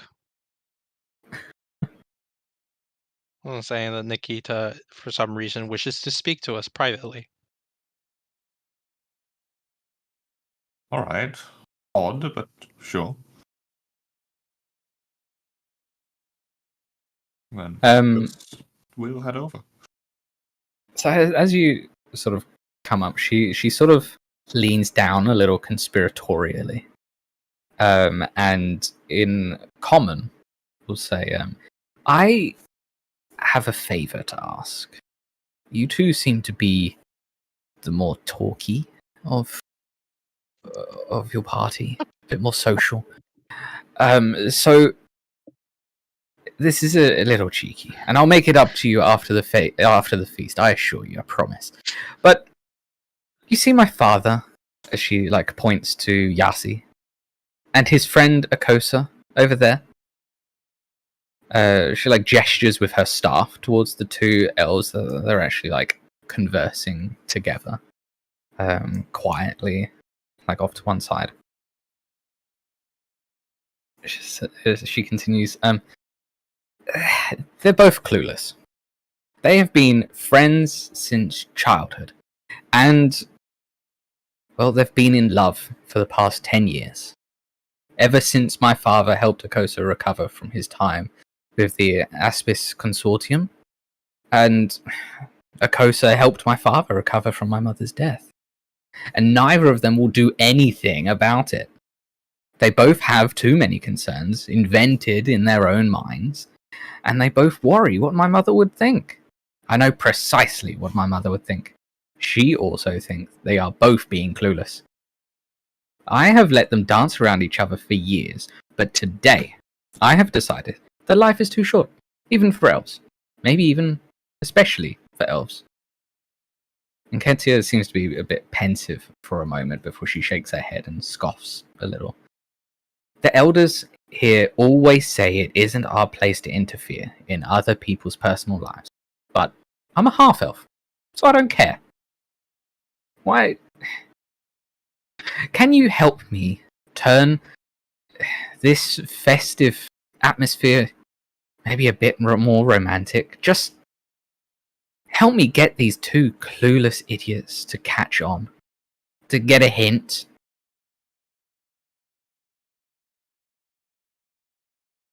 Zax rotates to look at Alicia a bit confused before he says, Alicia is a bit, stunned, still taking in she was, but recovers sort of quickly as Dax turns to her and say, "I can try.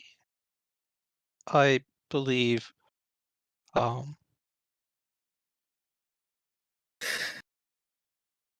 mean, yeah, certainly. I am, however... No, I shouldn't say that, but I will. Knowing us four, you've quite possibly picked the worst two of us. For I have no idea how romance really works for you people, but I have at least an educated guess to make. And Alicia tends to find solutions that are very effective, but not exactly subtle.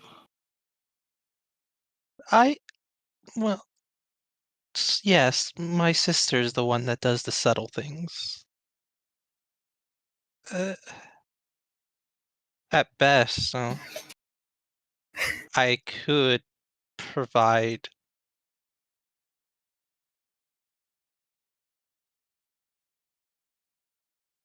a situation, and that would cause more trouble than help.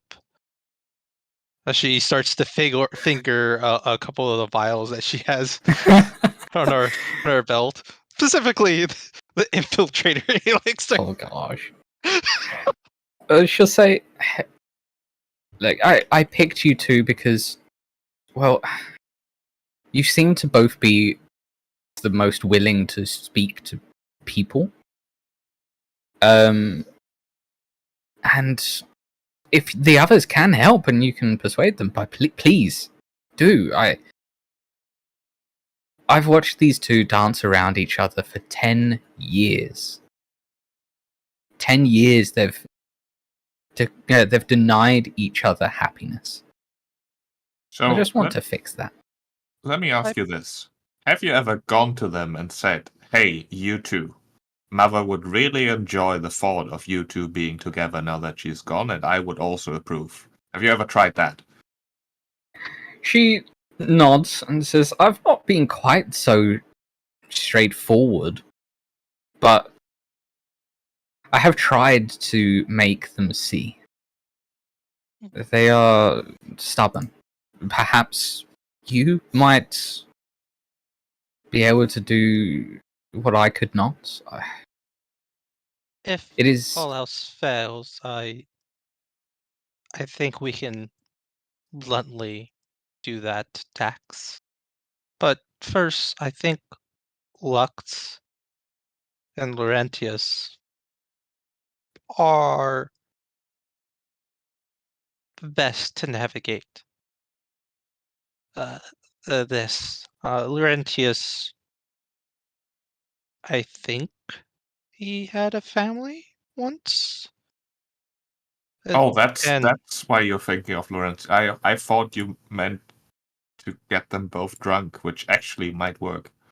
well, another potential solution, but I was mostly thinking of past experience. And Lux, well, part of his duties include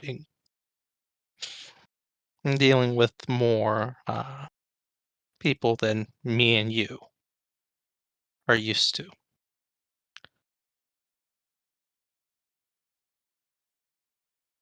Well, that said, I do have a few ideas that we could try before we get those two involved. Maybe our out-of-the-box thinking is exactly what's needed here. She's still fingering the vial. I have a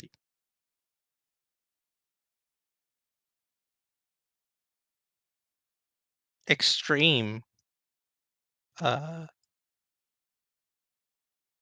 potential a solution, but it could easily backfire horrendously.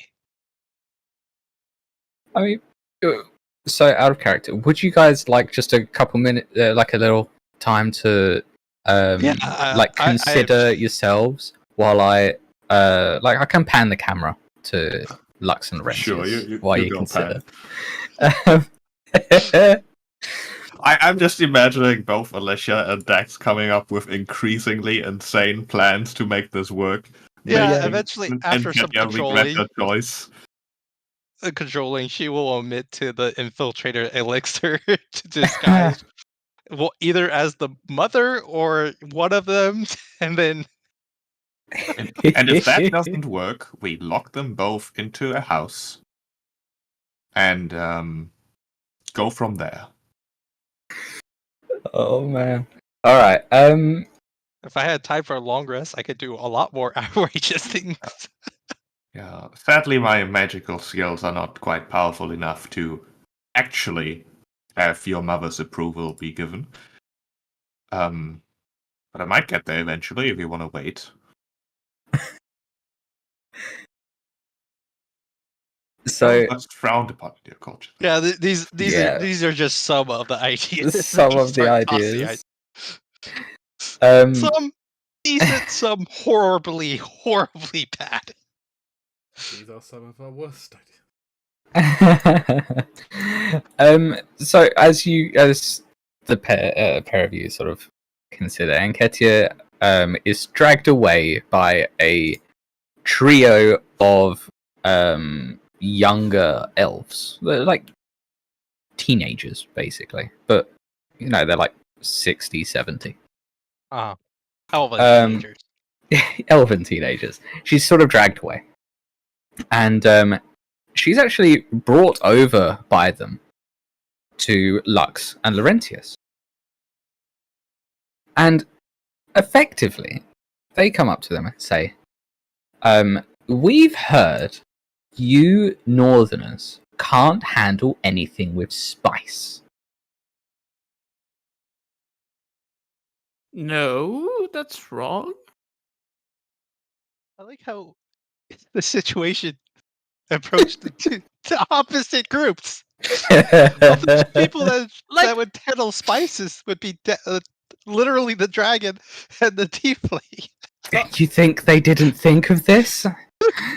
Lux kind of pauses as this is commented, and like Lux kind of thinks about it himself because he's probably not had very much exposure to spicy food.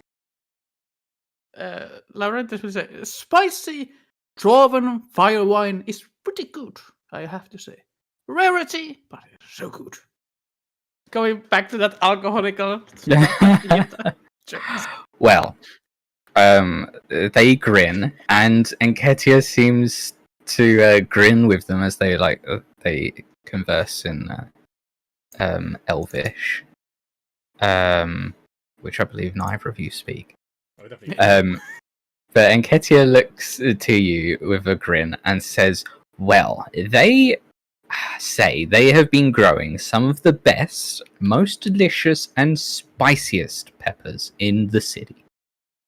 And they want to challenge you to see if you can handle it. Sure. Lux kind of pauses for a moment, then nods. Sure. I kind of looks to Laurentius for like trying to gauge you, but if you don't want to attend, Lux, you don't have to. I'm happy, but you will get used to this. I'm will get used to I'm the happy to burning. try it. It's just not used to have spices at all. The church didn't have that many of them. I do know. Wine have variety, and spicy is one of them. Same goes with beer. Well, they set out some peppers. 5 little groups of them. Basically, enough for all 3 kids and both of yourselves. For each pepper. Basically, they're arraying it from mildest to hottest. And like in this little challenge, they will eat along with you from mildest to hottest to see who is the best at handling spices.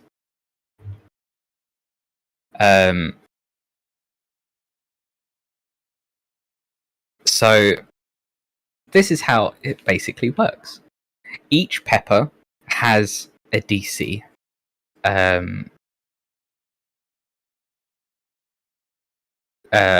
Against a fortitude save, because your fortitude is being tested by the spice. And if you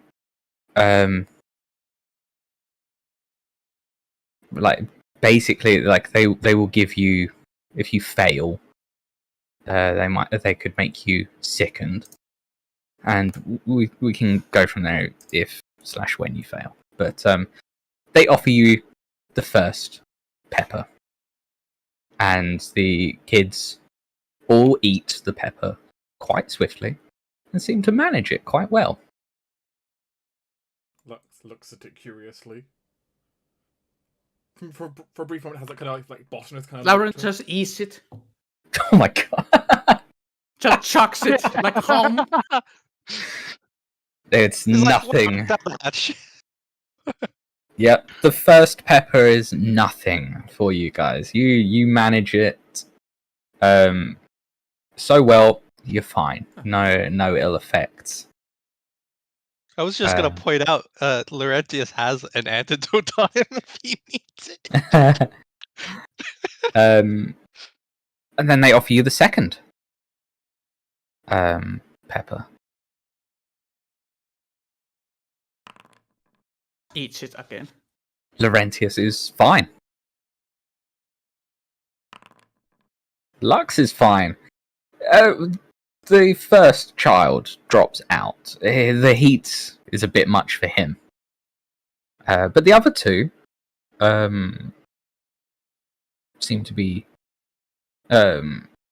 sorry. Yeah, the other two seem to be going quite well. Now, the third pepper is offered.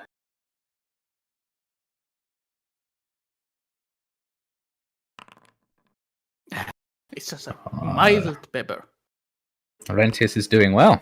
I'm Lux. rolling that. Okay. It's not a natural one. It's not a natural one, but it is still a critical failure.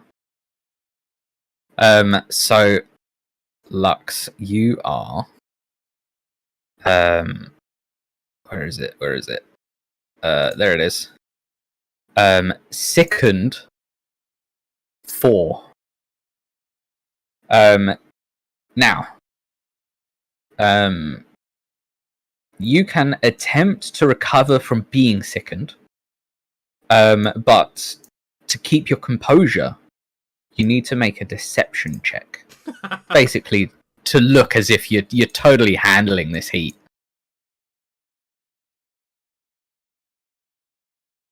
Yeah, that's not gonna happen. I mean, I'll roll it anyway. But this Lux doesn't lie very often. No. I'm taking a That's- -4 there from seconds. So Yeah. Okay, so he recovers. He recovers. It doesn't knock him out of the competition because he is handling the heat. But because it is obvious that Lux is struggling with it, it gains a bit of a laugh from the children, and the crowd that seems to have gathered around the small group of you here. As One the antidote. You gonna give him the antidote? Yeah, I mean, I have very often. So why not? no, it's fine. Wow. Laurentius will put it down near him. Heavenly fire in my mouth. The antidote will put it out. The next pepper. The fourth one is offered. Oh, this might be a bit spicy. Oh, Laurentius. Lux will keep trying. Laurentius, it's hot. It's sickened you 1. You can continue without trying to recover. Lux is fine. He manages. But yeah, Laurentius, you can continue if you want while sickened. Yeah, he will continue. Like, it's a bit spicy only. Okay. So you're both doing okay. Now, so the second of the 3 kids drops out at this point. The 4th pepper, too hot for him. But there is the 5th and final pepper that they offer to you. It's like a deep red. It's gnarled. It's very ugly looking.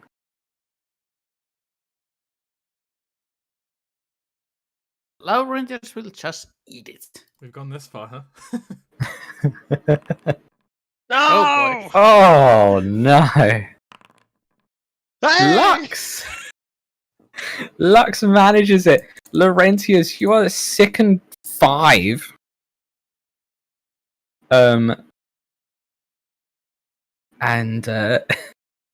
Lux, you manage to brush it off to an applause. Yeah, I very much imagine the way it's been for Lux. Like, Lux, ever since the 3rd one, like, clearly, like, he's feeling the heat, but, like, he's not backing down from it. He's just clearly just going for it anyway.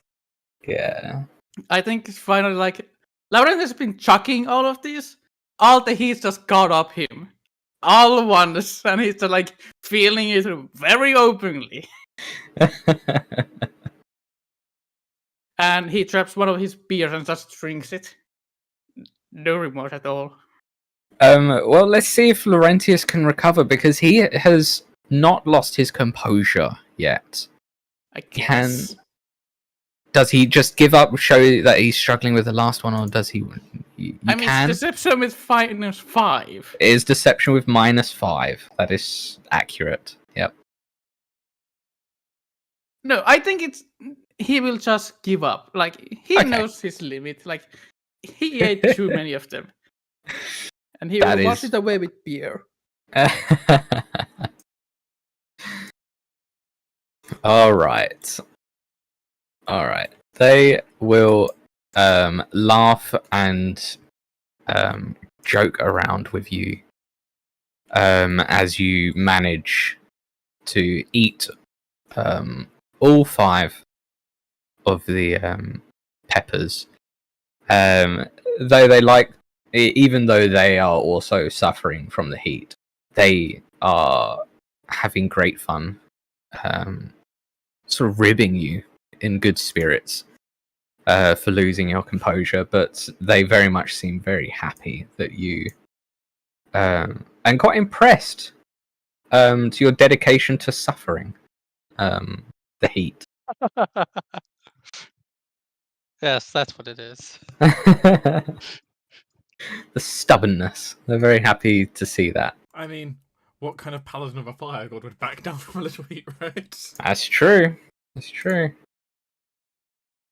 So it's, All right. no, it's very clear, like, that certainly made Lux uncomfortable, Hmm. but, he powered through it. It got easier Lauren? towards the end, weirdly, but, Yeah, Laurentius is having those hic when you eat too many peppers. Like he's just Oh, the keeping it down. hiccups. Yeah. Yes. Yeah. I think part of Lux definitely comes from him being just not used to it, though, with that middle failure in the middle. Hmm. Because, let's be honest, if you grow up like a servant in a small village somewhere, spicy foods are not a common thing. No. Far from it. It's kind of new for him. So, he'll make his mind up if he likes it or not, but oh boy, that's hard. They seem more than happy as the camera will pan again back to Dax and Alicia, and they're conspiring. Yeah, what's your deception score, Sheep? I can be pretty convincing. I got a 7. What about you? 10. Okay, I could give you a +4 to impersonate someone. I think there might be a slight size issue. Oh, that's true. That is fair. Yeah. I forgot about that. Mine doesn't help too much on that front. I mean, I feel like we just sneak both of them a message that is supposedly from the other, where they totally confess their feelings to one another and just see what happens. It's a classic matchmaker. Okay. It's a classic matchmaker technique. Okay, to help sell it, she can impersonate one of the other ones. The other one. To pass the message. You could maybe do some calligraphy to make the message seem really fancy and romantic. Yeah. What is forgery under? Crafting? Society. Society? Oh, okay. I could do that. I mean, it's not forging though, right? Calligraphy. No, it's not, but I suppose we want to make the message look like they came from one another. And is Enkatia still around, or are we like scheming in private? You can like get her attention. That's easy Yeah. enough. So can we get something that both of them have written, so we can fake a message from each of them? She sort of frowns and says, "We don't really write much." Well, that complicates that plan. well, one of us could impersonate one of the other and invite them and set up a situation. Although I can only do one impersonation.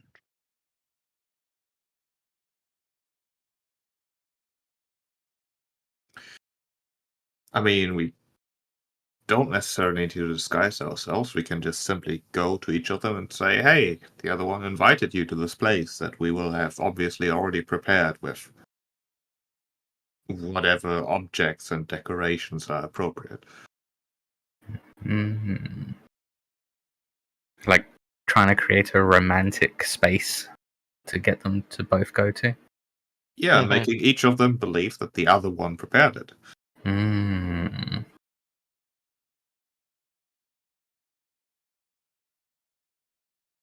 Could do that. You can certainly try to do that.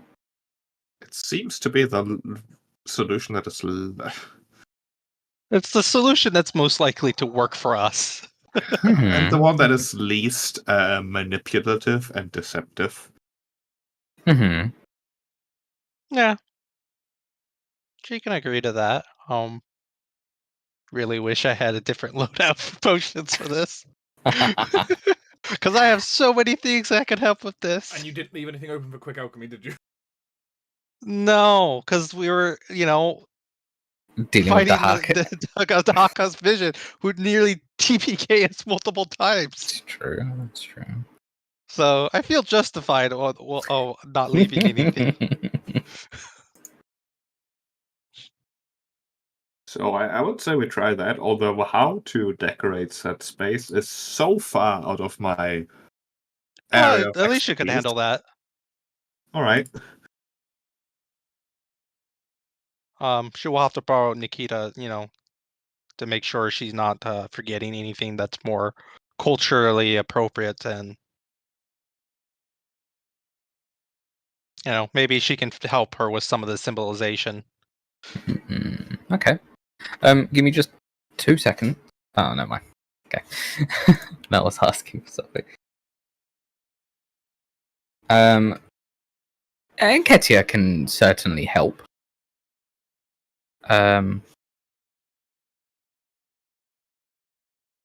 She can. She could give you some assistance in a society check to basically make an area in the festivities romantic for their society, like their culture. All right. Is that a +1? She'll give you a +2 to the Oh, roll. +2. That's really good.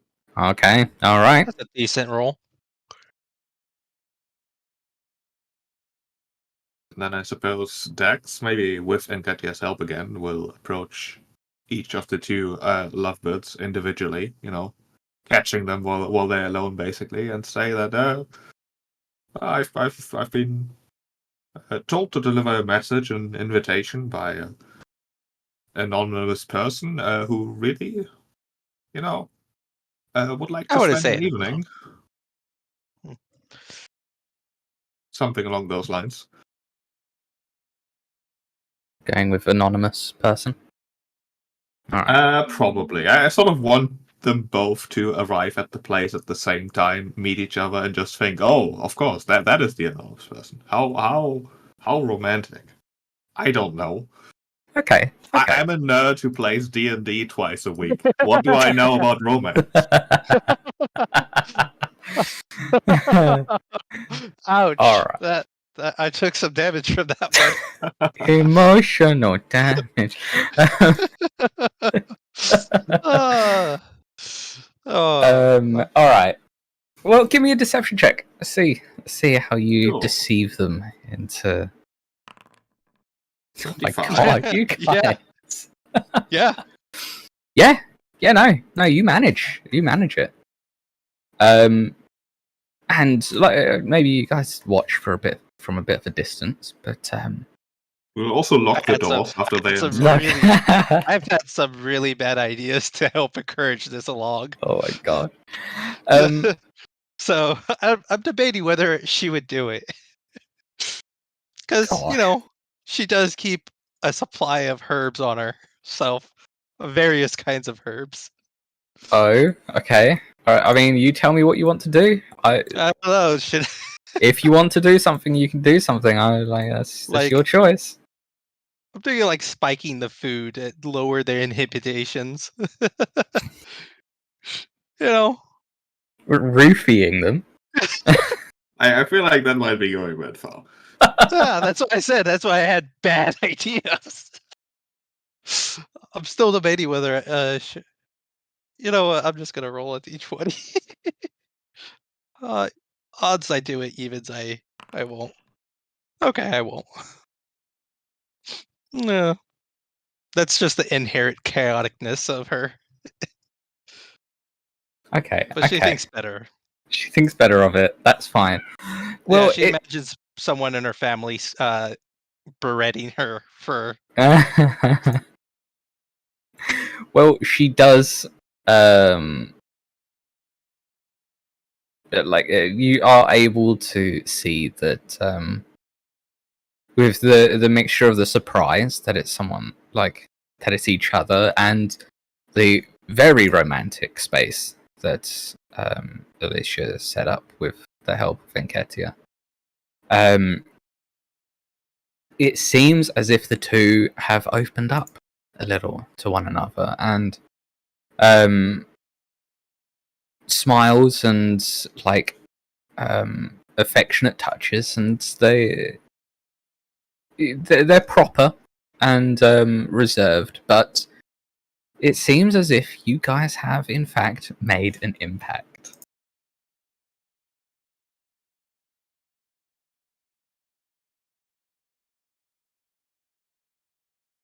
How nice. And it didn't involve any explosions yet.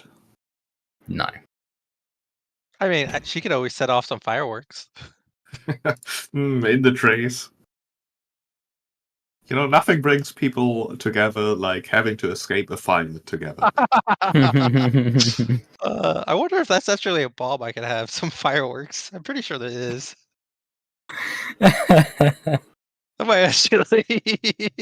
Not recommended. In a forest, fire is not recommended. Nonsense. It does, however, make both me and Alicia walking OSHA hazards right now. That's true. Yes, we are. Yes, we are. Very much.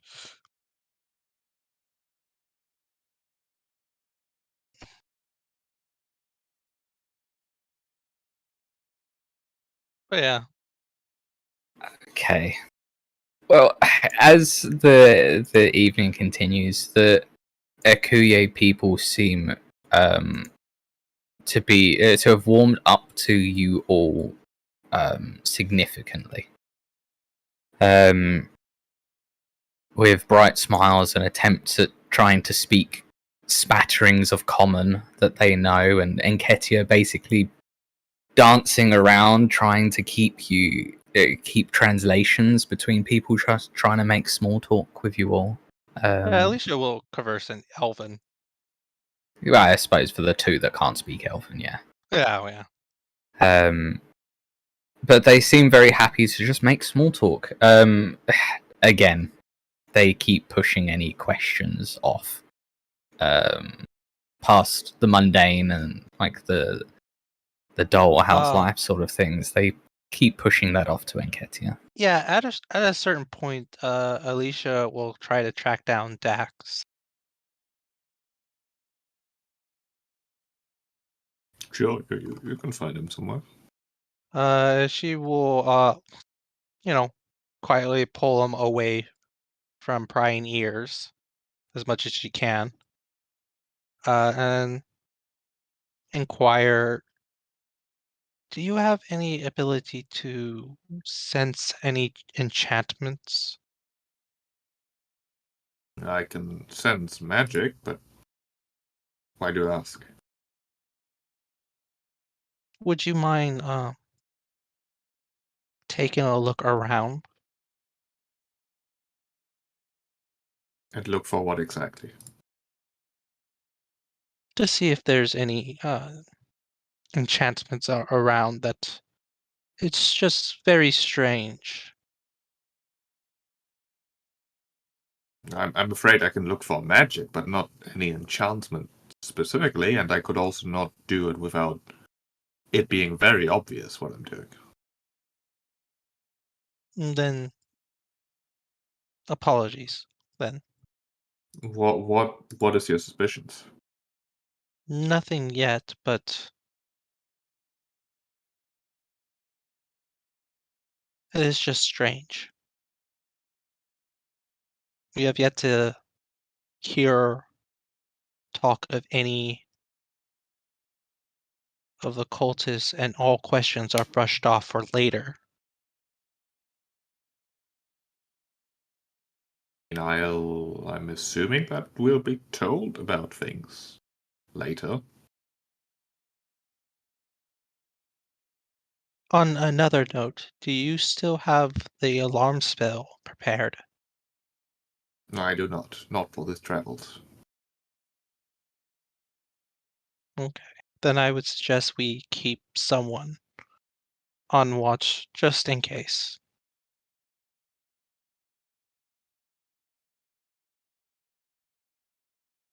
All right. I think your paranoia might be a bit misplaced, but I suppose it pays to be careful.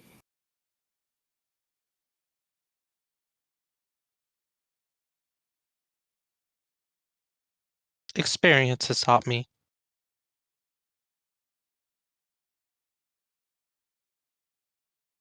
Hopefully it is nothing, but Sure, fair enough.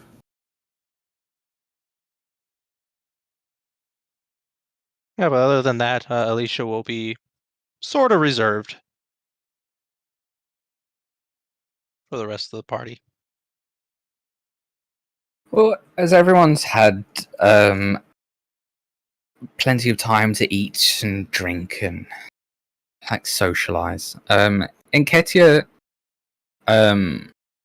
sort of disturbs the festivities by striking her staff against the floor, seemingly getting the attention of the Ikuye quite quickly.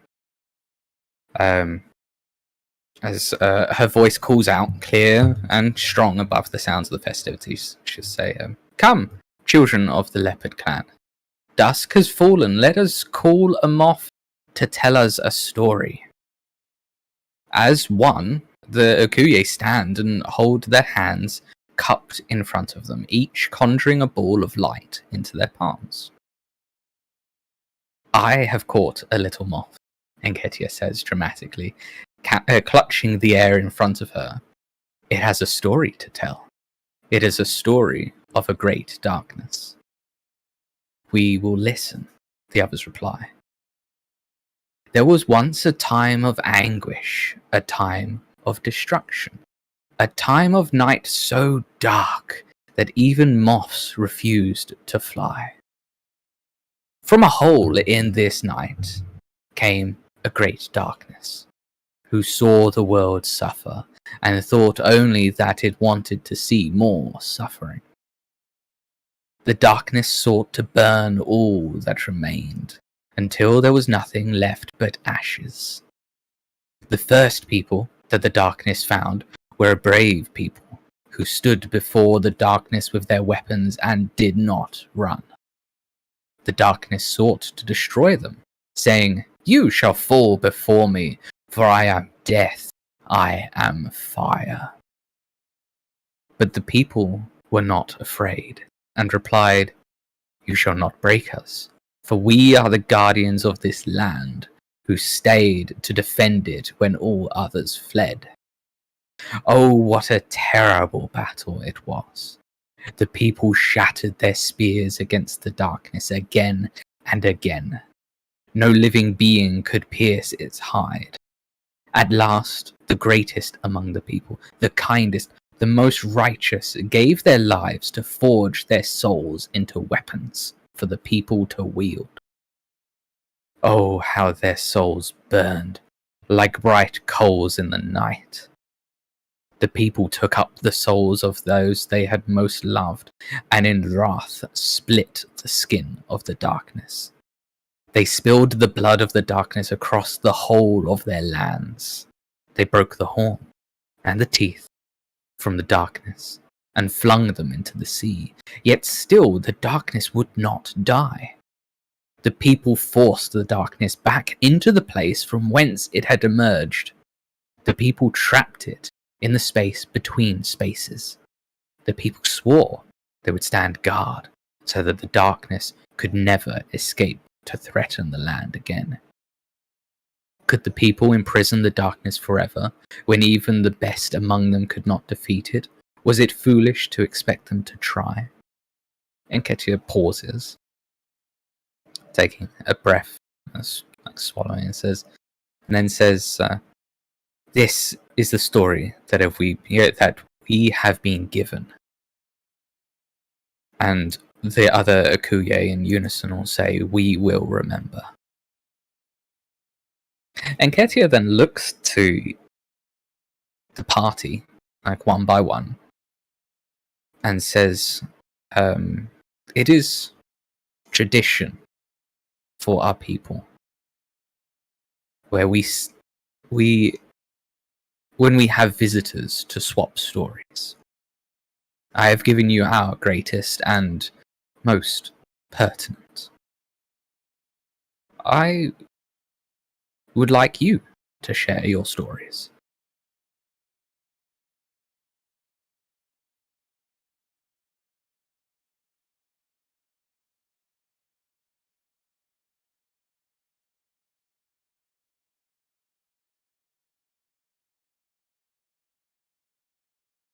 Dex waits for the others to see if they have anything to say. As she's asking the party as all together, Yeah, I guess that is the question. Party or just each of us to tell a well, story? she did her entire people as it swapped the story, so I imagine a party. I say we talk about the apprentice and the librarian and her failed attempt at creating establishing an assassin's guild, was it? Mm-hmm. She did seem to ask each of you. It seemed like her intention is a story, any stories, or multiple stories. If you want to tell one, you can tell one as a group, or if you want to tell one as a group and others, more of you say, give more stories. It's up to you. Laura can do his own story about the Goblin Blood Wars 20 years ago. Like, from how Isker suffered through the horde of goblins, not aided by the hellish overlords, and not by the Holy Lands or the other lands around them.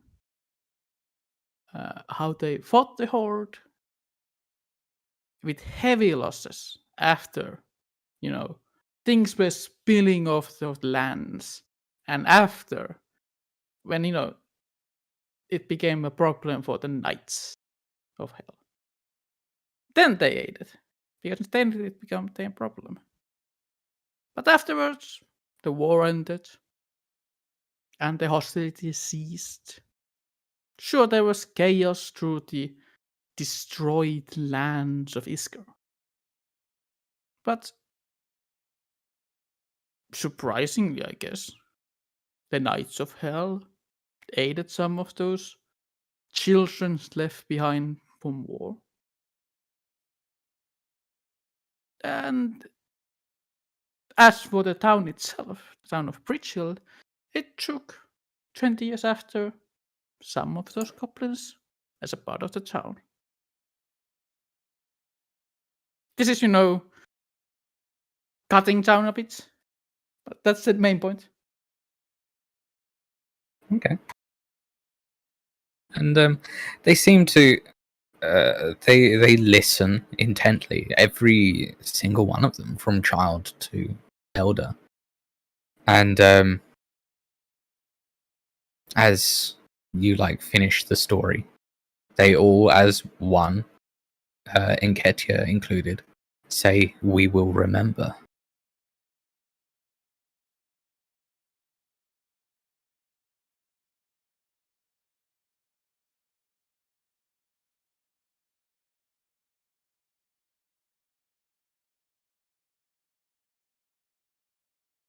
Alicia will start a story. Slowly and softly, but picking up some volume as she goes. There was once a girl who traveled among her family, a bright and intelligent girl. She had eyes full of wonder and curiosity. She wished to understand the world, poke at things, learn. But one day, her curiosity grew, and she felt something else beyond the curiosity. A pull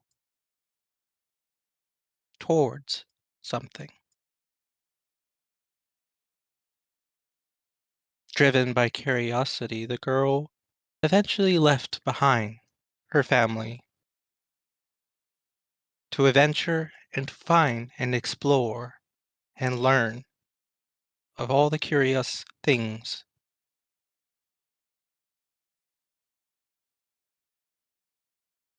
Eventually, she found a small town where she stumbled upon a call for heroes.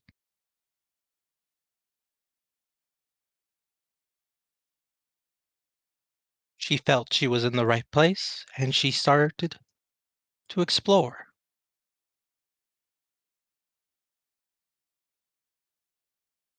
Story is yet not over, but this is as far as the story goes.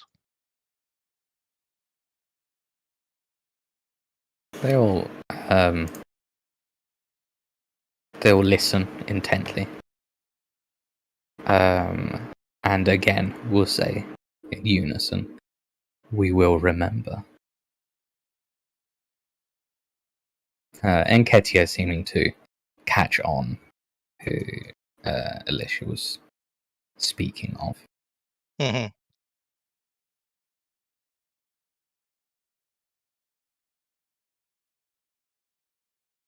Her eyes flitting to Lux and Dax.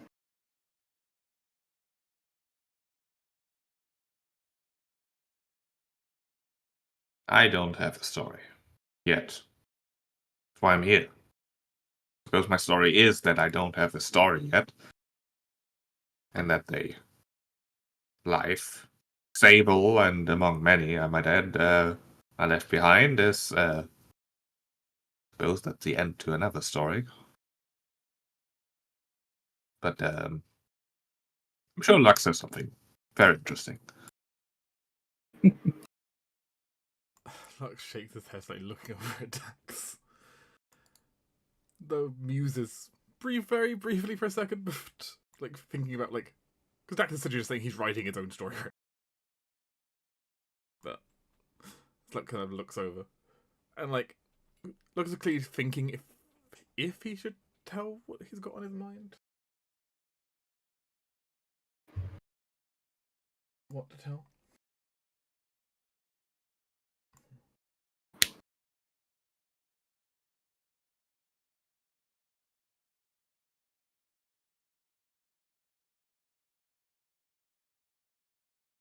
But Lux will, after a few moments, yeah.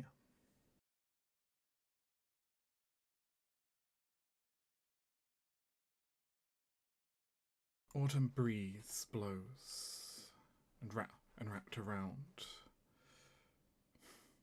It was a time of joy, a time of harvest, a time of celebration, where families had come together and those young and old all ventured out to the woods, bows and spears, the tools of the hunt all in hand, as excited chatter among the groups, adults to adults, kids to kids, but all excited for the grand hunt. For, well, it is a time to feast, a time to reunion, a time to hang out and enjoy. Among these groups there were many, but notable among them were two boys, along with their cousins, travelling upon the road. Two boys who did not yet speak to one another, not as much as they had wished, for they hid something which the others could not know, a secret among them, with passing smiles and glints back and forth. Yet they ventured out deep into the woods, eager on the hunt. They travelled far and pushed themselves, always one-upping one another, trying to ensure they were the best and to bring back the greater for the hunt, that to show to the adults and to show pride in what they had done. Yet one thing was apparent, as always it is: the woods, ever fickle and dangerous to those who go within.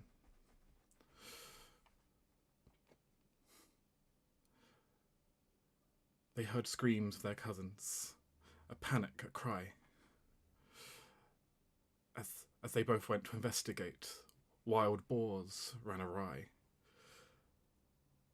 charging and goring, smashing and waiting, their camp destroyed and panic setting in. Yet these two, with their secrets together, knew what to do. The most important thing, to look out for each other. Back to back they stood, spears at their side, as they defended not only themselves, but their kin a kind. And yet, even though secrets were kept among them, they did not lose sight of what it was. Defending one another, and ensuring that none around them would falter. They fought hard, they fought long, and in the end, the campsite was destroyed, but all was left unharmed. And even though none of the boys had gotten the trophies that they wished to show, they did learn to appreciate that, well, each other is all that mattered in the end. Family, or closer, or those who,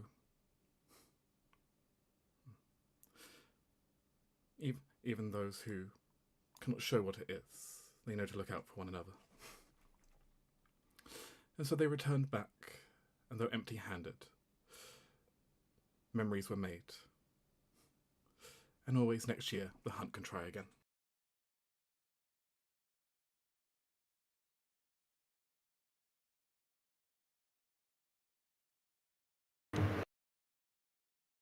They all seem a little melancholy from the story. But again, as a whole, we'll say we will remember. And as the last of you gave your stories, it seems as if the elves are satiated. They disperse almost. Enketia coming up to the four of you with a bright smile. Clearly very happy. She says, she like breaks through the noise of everyone moving and says, now, I know you all must have questions. I have been promising that I will give you answers, and I know my people have been pushing off any questions to me. So now is your time. Stories have been given. Stories have been remembered. And now you can ask whatever question you like, and if I can answer to the best of my knowledge, I shall.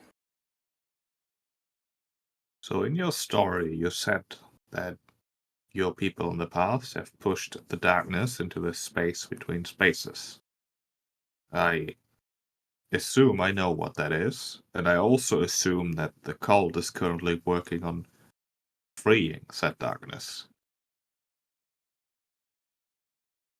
I mean, that's not really a question, but I assume you are aware of that fact too. Or should be, anyways. She takes a deep breath, for saying, our people have defended the gateway for too long, having trapped the darkness in there. As for the cult, unfortunately, we know far too little about almost nothing. You see, they have... We've always had cults pop up in the jungles, far or near. They've always come, but they've always been short-lived, dispatched with ease, uncontrolled and disorganized as they are. These are different. They are organized, large, and they struck so quickly and with such force. We are ashamed to say that we failed in our eternal guardianship. We regrouped and took it back, and we will never let that happen again. Well, where did they come from? She shakes her head and says, before the attack, we did not know they existed. It has not been that long, and we have tried to send people out after them.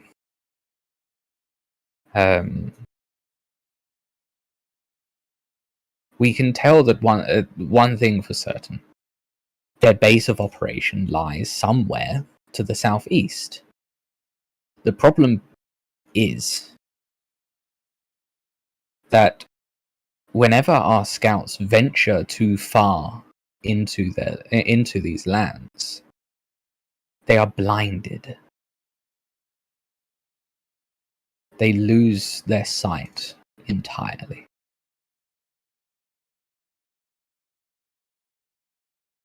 I've had to yield far too many of our scouts who have stumbled their way back to our home.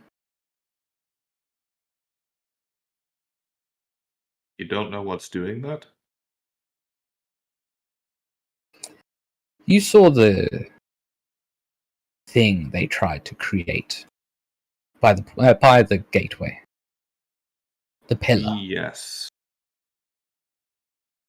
I do not know much of their magic, but I believe that these are made specifically against us. My people. We get too close to these things,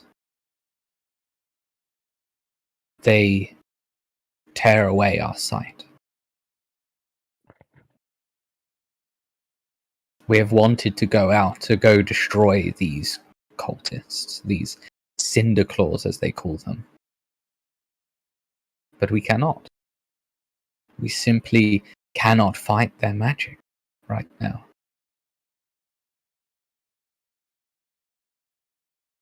Are you implying that those totems are so specialized against your people that someone who isn't of your people might have a chance?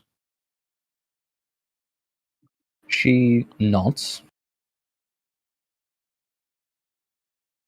Says, when I studied that broken pillar that the Cinder Claws left behind in the temple after we drove them off, I could tell that some of it was meant to channel power against my people in particular. The darkness holds a grudge. And I think the Cinderclaws are using the power of that grudge to keep the Akuye from striking back against them where it matters most, at the seat of their power. Of course, you are not Akuye. And the darkness does not have a grudge against us yet, although I estimate that sooner or later we'll change that, assuming we're successful. Can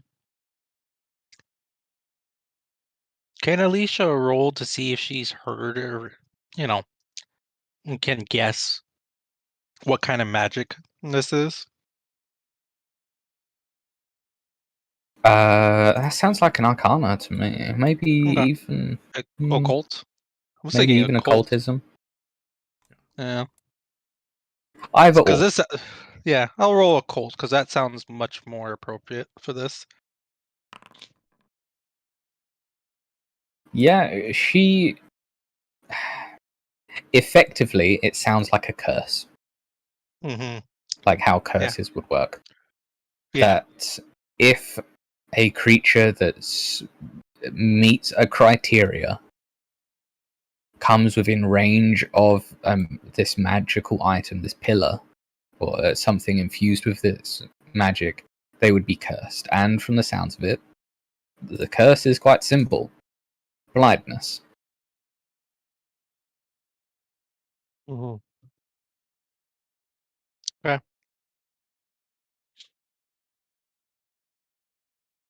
Just wanted to see if she could understand the circumstance behind the magic. She says, of course,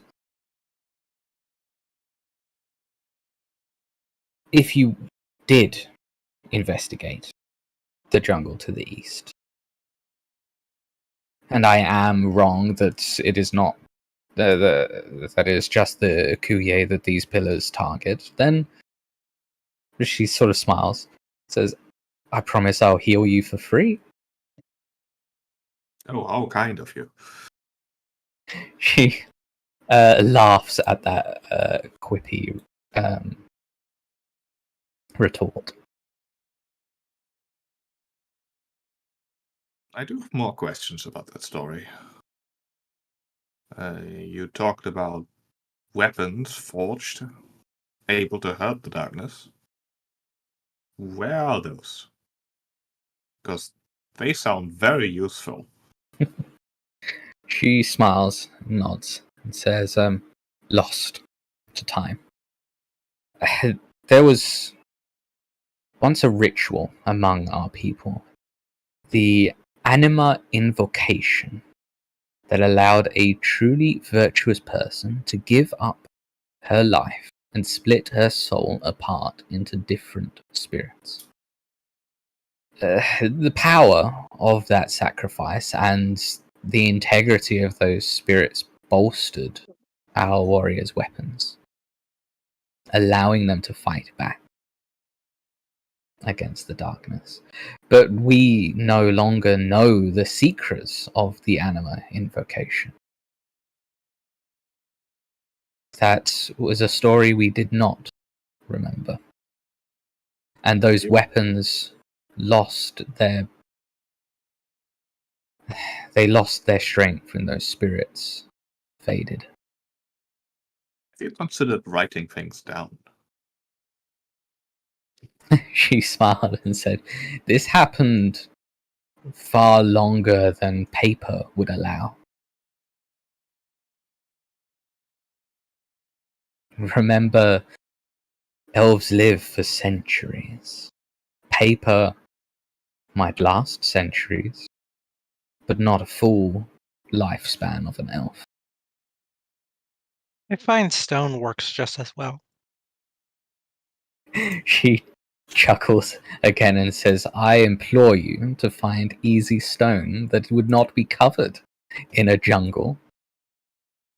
I mean, you could just, every couple centuries, copy the books that look like they won't last for much longer and do.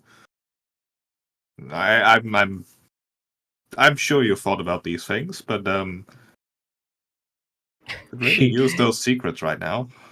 She shrugs and says, I'm just a half-elf. I'm not going to assume I know everything of elves' thinkings. I'm only half an elf. Your story also mentioned that your people managed to cut off a horn and claw or something else of this darkness. Do you know where in the sea it might have landed? Because that sounds like something that the cult might be interested in. Or that we could use to our advantage, perhaps. I don't know how yet, or even if it's sensible, but sounds like Certain having a piece of it would make certain magics harder to resist. Yeah, although I don't think we're quite at the point yet where we can even conceive the possibility of casting any magics towards this thing. Especially since that would mean that it has escaped. Dax, Hmm? do you think those portals would lead where those horns, glass, and teeth would be? One to the ocean? I mean, potentially. That would be a lucky The Western coincidence, though. Pearl. Yeah, it would be lucky, but it might be the work of gods. Maybe. Perhaps, however, we should currently focus on more mortal opponents that still are very terrifying, powerful, and will likely kill us if we oppose them, so one step at a time. But something to keep in mind for the future, perhaps. Yeah, works with me.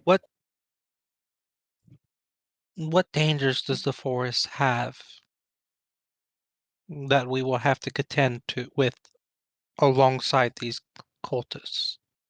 I mean, surely your people and Katya will escort us as far as they can. It sounds like they can't leave from a certain distance without being struck blind. Yeah, but surely that's not miles, more like...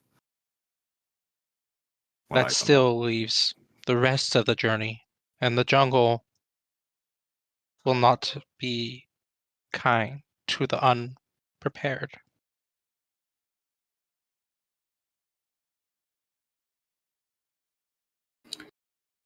She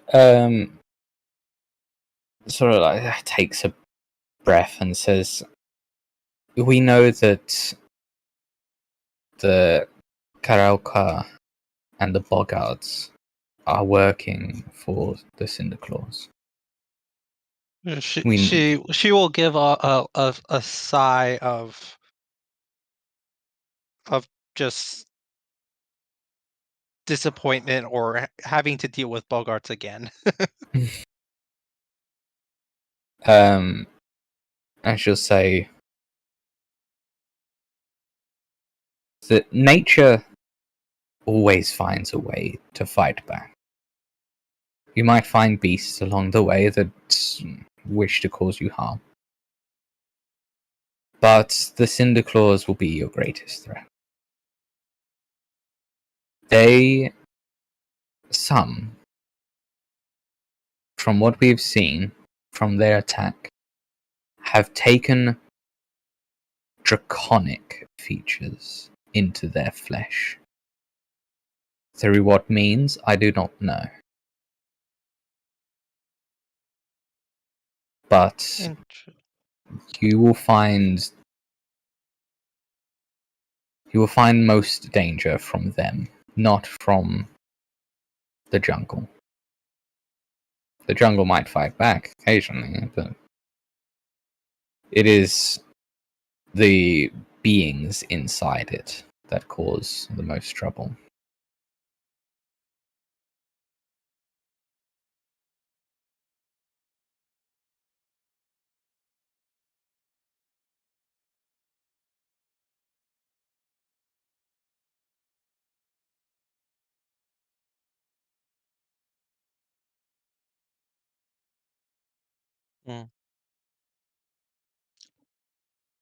What manner of draconic features?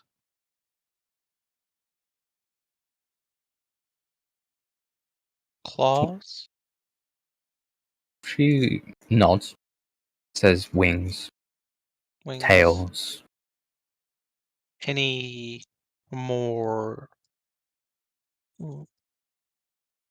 uh, magical, such as a breath of fire or other elemental? She sort of shrugs, says it is difficult to get good reports of what manner of inflection they have when our scouts can only get so close. She'll nod her head. I shall find out soon enough, I suppose.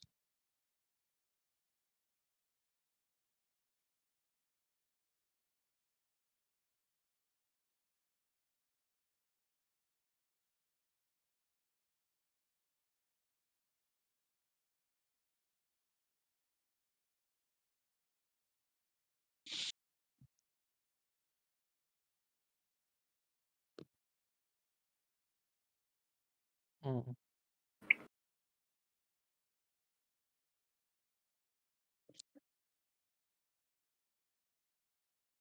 So she said boggards, regular cultists, and already forgot the third one.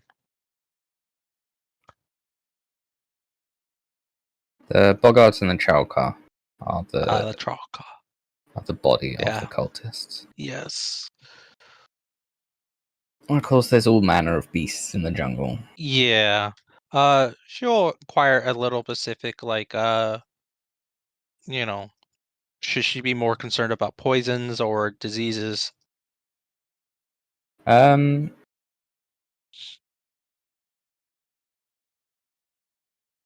She says both can be troubling. Okay. She'll keep that in mind then. I don't know about the rest of you, but I don't really have any more. No, I've got some questions about Ulceta's rings, but that's not relevant right now. I'll ask those when we return, I'm sure. Yeah, I got no other specific things. When you seem satisfied, she'll sort of smile to you all and say, she'll say thank you for coming to the aid of my people, even if it was not your first intention. You should be thanked regardless. And I, for my people, will give you gifts for taking this great venture on, for bearing the weight of our people.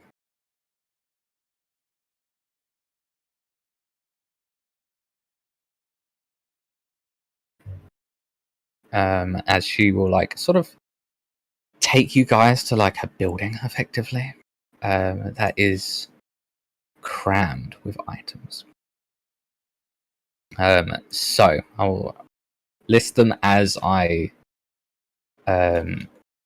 put them into the into the loot. 2 tents, pup tents. 5 full water skins.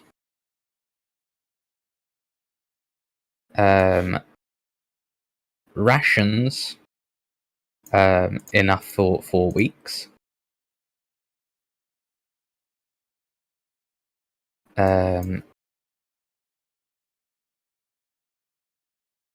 Mosquito netting. Although that's not really an item, but she adds it anyway.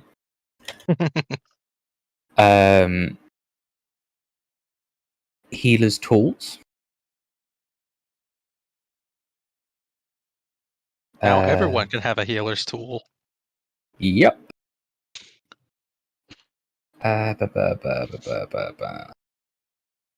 Some vials of lesser plague. And by some, I mean... Surely lesser anti-plague, right? Lesser anti-plague, yes, sorry. Vials of plague. No, It's because I searched plague. But not 12 bottles of plague. 12 bottles of anti-plague. Well, that saves me the trouble.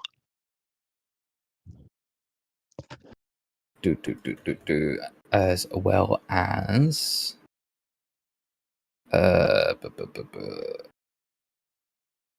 Where are you? There you are.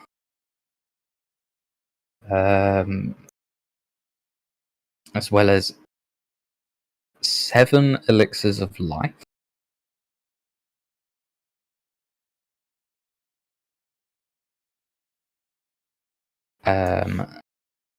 She's not sure that you'll find much use for these, but some basically a small quiver of vine arrows.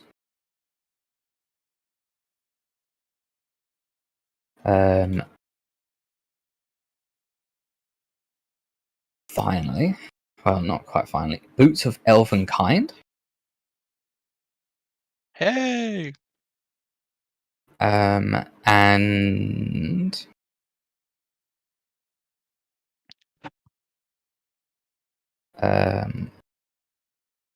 there's one more. I just need to get the name of.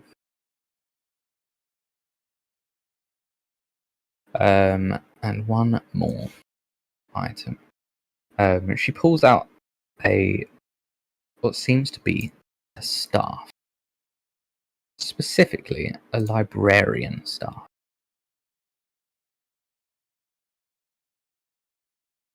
Staff, you say? A staff, I say. Why do you have a staff that stores books if you don't write anything down? It's a storyteller stuff. She smiles and says, well, it isn't ours. Do you think a lion appeared in our forest? Just randomly? No, we get visitors all the time. I actually did want to ask about that. Why is Harriet here? Oh, we named her after the explorer who brought her to us. This poor woman had rescued a baby lion from a smuggler, and she was convinced that the cub needed to go back to the jungle where it belonged. Oh, we laughed at her for weeks afterwards. They don't live here. No, they do not. And that's what we found so funny. But Harriet had the last laugh on us. We found that that lion a pride that would accept her and left her out on the plains to live with her people. Only to find 6 months later that the lion had come back to the jungle. Shows what we know. I'm not sure how Harriet eats without any spots to hide her in the forest, but she's certainly fat enough for a lion, so who am I to argue?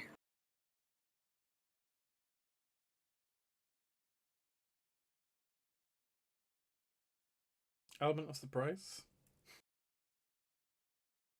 Probably not expecting Harriet to jump out the trees on them. She nods. Lux nods, though he's smirking a little bit. He kind of thinks about the story.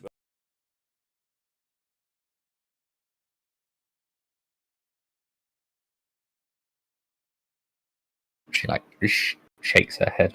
Silly explorer, thinking lions live in the jungle.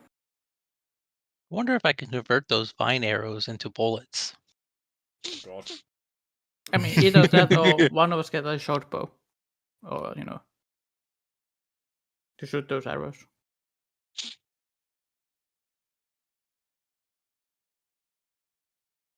My bigger issue will be how will we carry all this stuff? You know, Some of this we may have issues with, but if we sold that dagger, I could make something. Who we Yeah. sold it in the jungle? also We have access. I understand, Yeah. they don't sell, they don't do buy and sell here, so you wouldn't get any money. Yeah. So she will she will smile and say, "If you need to leave And anything that with dagger at all. us, if you need to leave anything with us, we will keep it safe, and it will be yours. Likewise, how you have held yourself in Acrivel has, well, it has spread, and you have shown the people that you can, in fact, be guests. Because of that,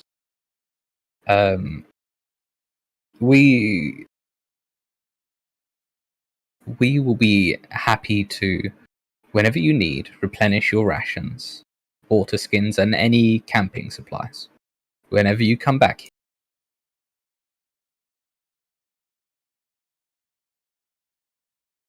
After all, you are helping us, but you have proven yourselves to be good people.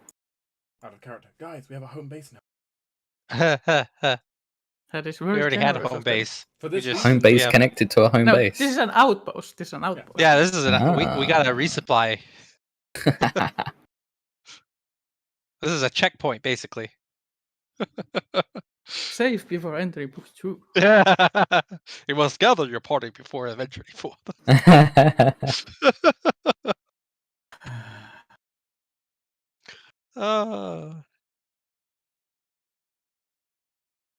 Yeah, if we were somehow able to pull together 75 gold, I could attempt to start making a bag of holding. But so that's a lot of money. I think most of us has spent our money. Also, I as it don't stands, know. I don't know if having the gold would matter here because we couldn't buy the reagents from them. Yeah, They No, don't but we take could gold, travel no. to the town. if we can travel to it. I guess, yeah, we could travel back. We and, have like, the do that, portal. we can't- Yeah. But But we then might have to travel to Alceta, which, might be its own issue. Like, overhearing you guys talk about gold, she will say that gold is very much not welcome for our Yeah. people. Yeah, she's quite aware of that. Like, carry I some mean, of this stuff. when it comes to carrying stuff, I mean, the first thing is just figuring out what we're actually going to carry with us. I mean, I can carry Um, the tent, the I- water skin. I guess presume, Dax, you would like a staff.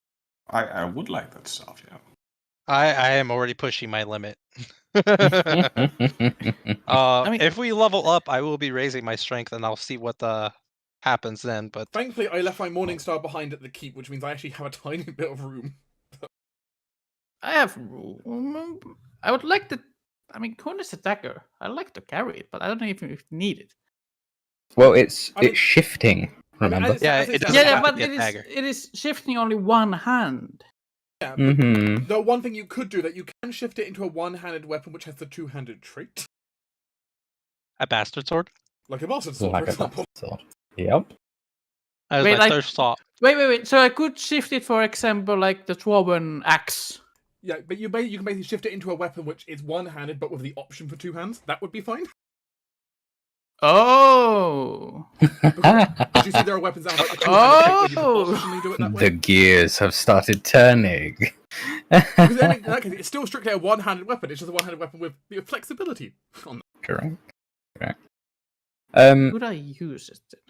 Okay, before you guys get really settled into considering this, I'll give you an idea of basically what's going to how like the next chapter, I guess, is going to how it's going to unfold. Effectively, we're going to do the wonderful thing of Hexploration. Roll. Awesome. Oh.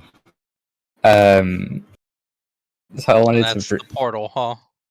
That's the portal. That's the temple.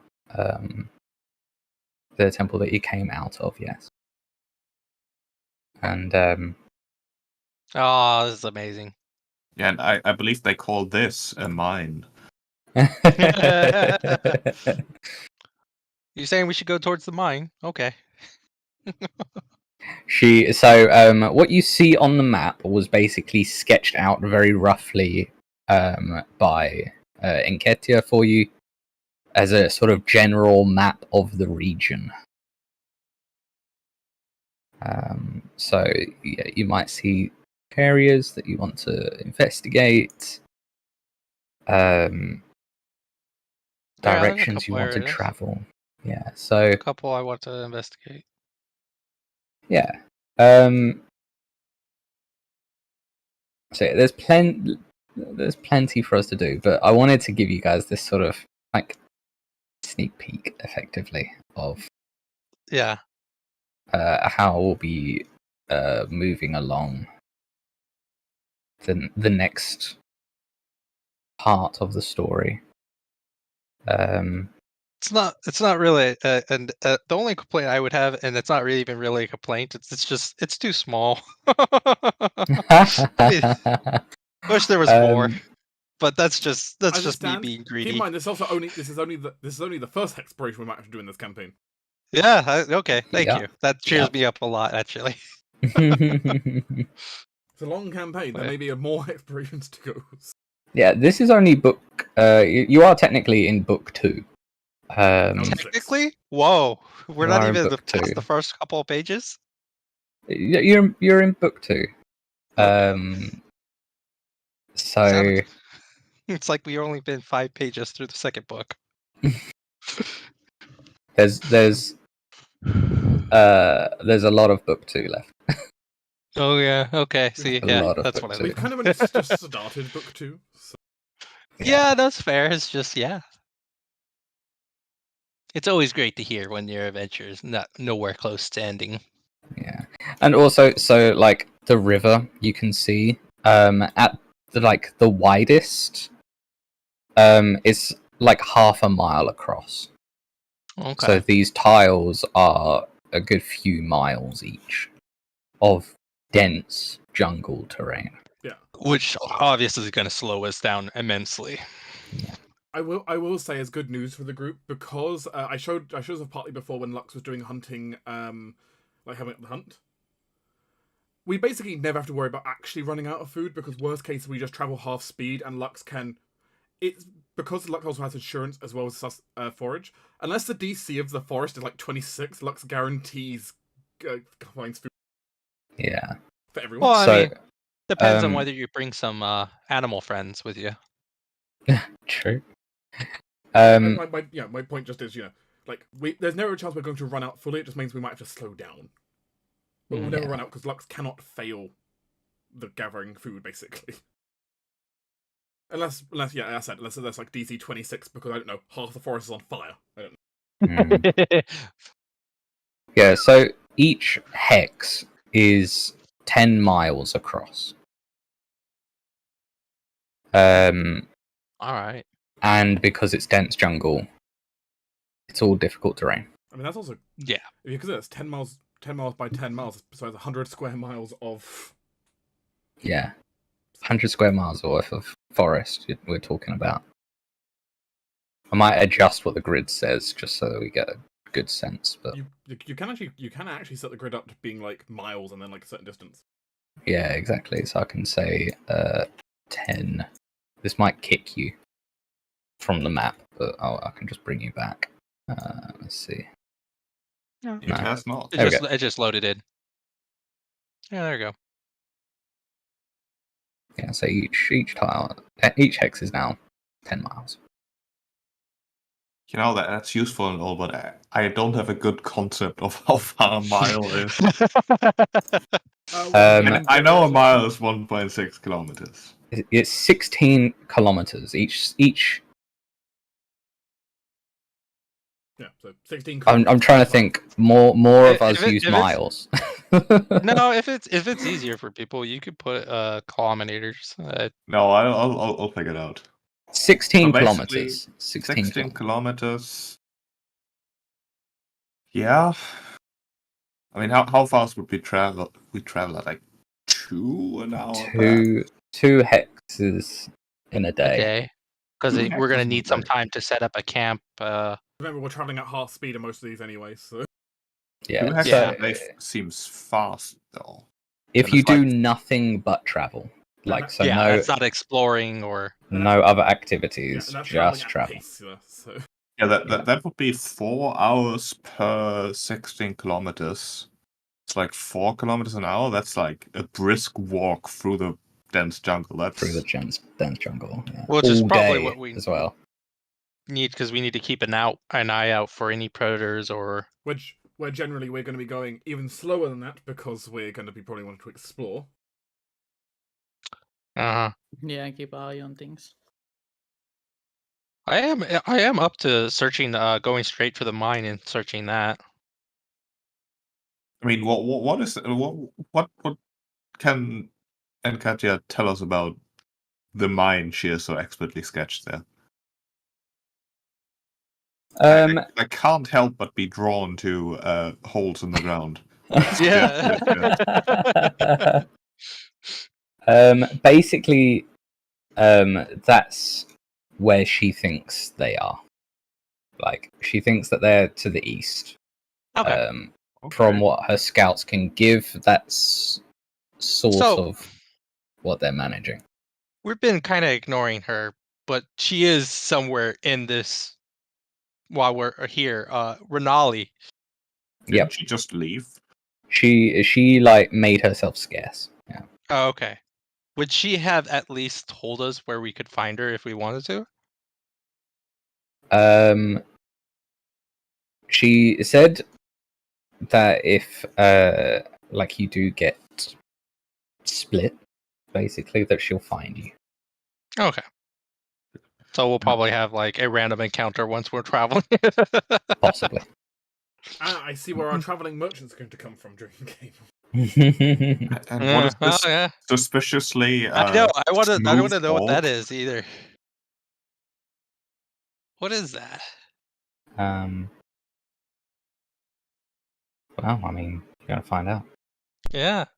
But I'm kinda she- interested She in drew these. it. Why did you draw that? You You don't know what. These are these are places of interest that her scouts have sort of marked up, as it were. Before they went blind. Yeah, before they went blind, and by all accounts, it's a harrowing experience because so she describes being struck blind as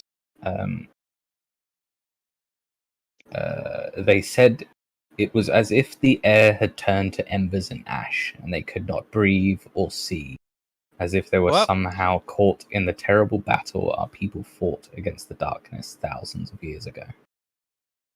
So in that time, they probably weren't considering too much detail. What is the radius of where they cannot explore because they're struck blind? Like, is It's 10 there's miles, no, 20 like- miles? there's no like direct guide for it, because the jungle's not exactly the easiest thing to measure, especially as Oh, they yeah. move on treetops, and these aren't typically on treetops. Yeah, she's just asking for a rough estimate. Basically, don't expect help from the Akuye. So she was only Okay. adjacent couple of tiles, probably then. So. Yeah, probably all the adjacent tiles is probably the limit. Yeah. I also note there's a waterfall. It looks like. Yeah, no. The couple locations I'm interested in is the cave, the waterfall, this whatever this is, the lakes where they end. I mean, Those two. just thinking from a like also ease of travel point of view. one thing for a group, we may want to consider just trying to head down to the river and then traveling up and down that. Yeah, that's what I was thinking. So we could pop by here. Because like all our But major we would- landmarks, we want a kind of riverside anyway, and the river will be far easier to navigate. The only problem is, we'll have to. I guess we could just travel alongside, but if we want to cross the river, though. I mean, if we're going to try and cross the river, walking alongside it was going to be the best chance to actually find a place that's good to cross anyway.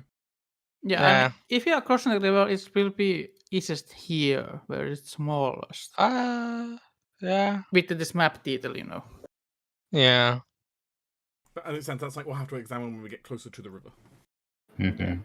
That is if we don't come. If Sheep doesn't come up with some magic that can negate that.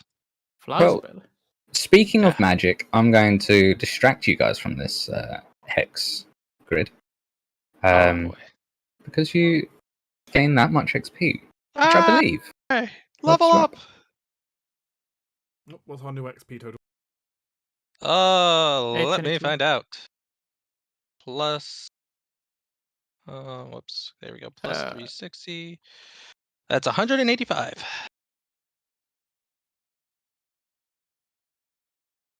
Dun-dun-dun-dun-dun-dun. Dun, da, da, da, da, da.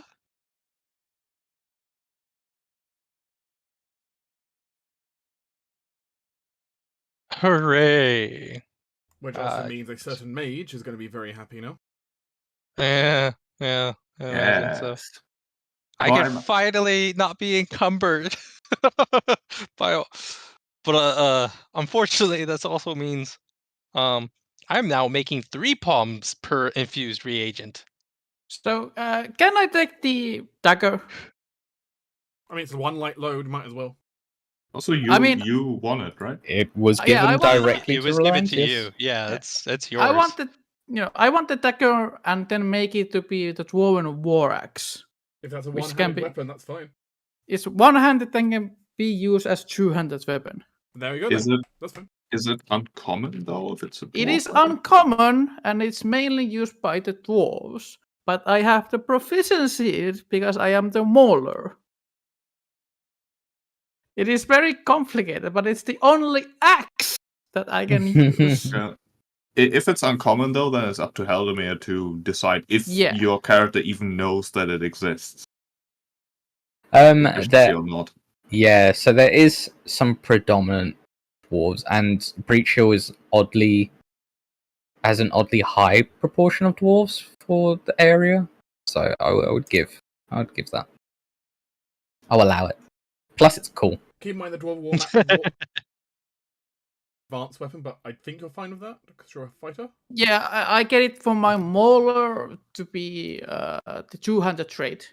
I have the expertise on it. Okay. I actually have. But yeah, I mean, Actually, wait.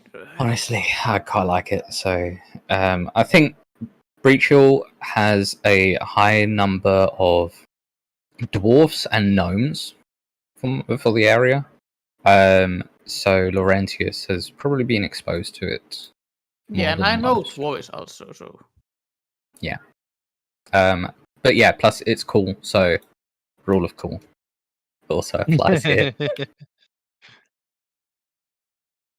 I need to make that Oh, later. yeah, actually, because you're also at level 5.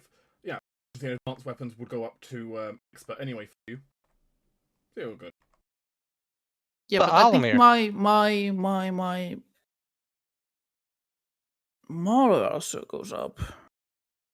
However, Yes, Ichigo. I have got a ancestry feat. And I'm wondering Yeah. if you have any stop the stream. thing here, you by the way. wish to. Yeah. Oh, okay. So Yeah. bye stream.